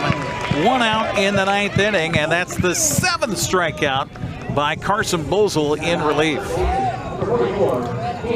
You know, you see a lot of the same characteristics of these guys down here, just enjoying the heck out of it in the College World Series. Yeah. You know, you watch the Oregon State where they had everybody sitting up on the rail and clapping and doing their thing. Strike here called. Munster takes 0-1 the count. Caden Munster is 1 for 3 tonight with a base hit, to fly out, to line out, to the sacrifice fly for an RBI. The 0-1 pitch on the way by Carson Bozell is strike 2 called. And I believe, if I'm not mistaken, the theme I'm hearing from the dugout below us is the chant that was in the Wolf of Wall Street movie. Oh yeah. That's pitch. Oh my. Ball 1. That's a very inappropriate movie. Don't look that up, kids. Horrible. Horrible. I do not recommend it. And it's sad for me to say that I recognize the chant. So you've watched it more than once. 1-2 the count. Pitch on the way, swung on, and a fly ball to deep center field. Back, and on the run catch, Jacob Roxford, out number 2. That ball was hit well. Jack Johnson, last man standing for Victoria. In a back-and-forth contest that saw Wenatchee score 5 runs in the 2nd, saw Victoria come back and take a lead with a run in the 3rd, 3 in the 4th, 2 in the 5th. Wenatchee came right back to take the lead back with 2 runs in the bottom of the 5th. This first pitch here is taken for a ball. 1-0 the count to Jack Johnson. Wenatchee added some breathing room in the 6th with 3 more runs. They lead at 10-6. Trying to hang with Bellingham in the first half standings, and that's a strike, and the count evens at 1 ball and 1 strike. Carson is feeling the love of his teammates right here, and his velocity is starting to pick up a little bit. Carson 92, Bozell. 93. Ready for the 1-1 pitch, swung on and missed, and the count goes to a ball and 2 strikes. Can Carson Bozell finish it up with a K here tonight and send the Sox fans home happy campers on this Friday in June? 1-2 the count to Jack Johnson. Bozell ready. The pitch on the way, swung on and fouled away, and the count stays at a ball and 2 strikes. Another 93-mile-an-hour fastball. Said he's feeling the love of his teammates right now, isn't he? Got a little bit of extra juice here. Now he should come in with a changeup or slider down low. Johnson is geared up for it. Bozell, heck with it, throw another fastball. Pitch on the way, no, you were right. Curveball misses outside for ball 2. 83 on that one, from 92 down to 83. 2-2 count. Now we'll see what a 94-mile-an-hour fastball looks like here. It's high with the fastball. 91. Bummer. And the count runs full to Johnson at 3-2. Bozell trying to wrap it up for himself tonight and for the AppleSox faithful. The full count pitch to Jack Johnson on the way. Strike 3 called. Gone looking is Jack Johnson. And the AppleSox rush the field to congratulate Carson Bozell. The Okanagan product gets it done here tonight for the Wenatchee AppleSox in a 10-6 victory. We'll come back after a 2-minute break and wrap it up here from Paul Thomas. Coming up next on the NCWLIFE Channel. The agents of Kennedy Real Estate Group are committed to providing the ideal client experience. We believe in the power of relationships. Why? Because we don't just work here, we live here. From the nonprofits we serve, the parks where we play, and the local businesses we support, our team understands the value of living in the Wenatchee Valley. Let's begin your real estate story.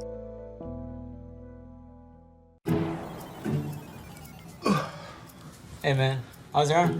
Getting better, actually, thanks. Did they give you anything for pain after surgery? Because I think I may have some left over. Nah, that's all right, man. Actually, me and my doctor talked about not sharing prescriptions, and that ibuprofen is a good option for me. The risk of addiction, it's not worth it. Makes sense. Take the next step. Don't share your prescriptions and talk to your friends about the dangers of opioids. For over 35 years, the Sangster family has been not only representing GMC, but the entire community. As one of the few family-owned dealerships in Washington, you can count on our personal integrity, which has spanned over 3 generations, to ensure your satisfaction. Sangster Motors stands behind everything we sell, from GMC professional-grade products and service from a professional-grade dealership. Remember, caring about your family is what brings you back to ours. Les Schwab changed the tire game more than 70 years ago. Today, we still believe you should get more from less. Like more hustle, less hassle. More of the best service around, less of the runaround. Because we include America's best tire warranty in every tire we sell. So you get more unbeatable warranty, less charging you extra. It's why we're more than proud to say, you get more from less. Welcome back once again here to Paul Thomas Senior Stadium as the AppleSox get the victory, first of the 3-game series against Victoria tonight, 10-6. Carson Bozel is a reliever who gets the win tonight as he is stellar on the mound, gets 8 strikeouts here for the Wenatchee AppleSox as they get their 14th win of the summer. Meanwhile, offensively, strangely enough, they get the 10 runs on 8 hits, and only one player had more than 1 hit, and that was Ethan Thomas, who had a double and a single. He had an RBI, and he scored 2 runs for the AppleSox here tonight. Of course, a big home run by Jake Sanko offensively to lead off a 5-run second inning. The Sox would have to come back after that to get the win, but Brandon Schmitten, big win here at home to start the series and come off of that 2 games to 1 series against Bellingham and try to get yourself that first half title for the North Division. Yeah, and you could tell that it meant something to these guys too. You could see that as the game got a little bit tight, they started getting a little bit more into it. It wasn't like roll over and die. It was like you said, it means something to these guys. So super fun to watch a baseball game like that. Go back and forth and then have us come out on top. We really took advantage of the walks and the free bases tonight. We had 10 free bases today. Yeah, that were 3 given hit to us. batsmen. Yeah, 3 hit batsmen, 7 walks. So we really took advantage of that. So meanwhile, for Mitch Darlington, there are some learning lessons as well. We had a couple of base running errors tonight, mental errors, physical errors, that type of thing. So there's a lot to be, that can learn from this, and you go on to tomorrow night and try to get a series win. And then if you do that, then you get a chance for the sweep on Sunday. That's right. Yeah, and as long as we continue to win, we will win the first half, right? Yeah, right. Because Bellingham, even with a win tonight, the Bells will have finished their first half. Wenatchee still with 5 more games before they finish up their first half, so they can definitely overtake Bellingham here. Yeah. By the way, happy anniversary to Mitch and his wife. Yeah. It's their anniversary today. Happy anniversary to you and your wife. How many years? Sunday, 23 years. Congratulations, my Thank friend. you. We will see you again in July. The next time we'll gather together around the TV will be July 8th with Kamloops in town. Wanted to thank our studio producer, Malcolm Whitehall, tonight. Our line producer on site is Dan Kuntz.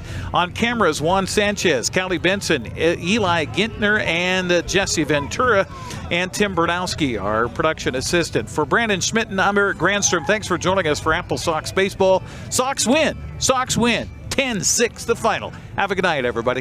The pitch by Busich. Thanks for watching Wenatchee AppleSox Baseball right here on the NCWLIFE Channel. Tonight's broadcast was sponsored by our Platinum supporter, Alpine Air Heating and Cooling. Also by Abby's Pizza, Apple Valley Honda, Biosports Physical Therapy, Caldwell Banker Cascade Real Estate, Global Car Care, Harvest Valley Pest Control, the Highlander Golf Course and Grill, the Kennedy Real Estate Group, Les Schwab, Sangster Motors, Save Mart, Tacos Shava, Together for Youth, Valley Tractor, and Alpine Air Heating and Cooling. This has been a special presentation of NCWLIFE Channel Sports. We now return you to normal programming already in progress. So the AppleSox will advance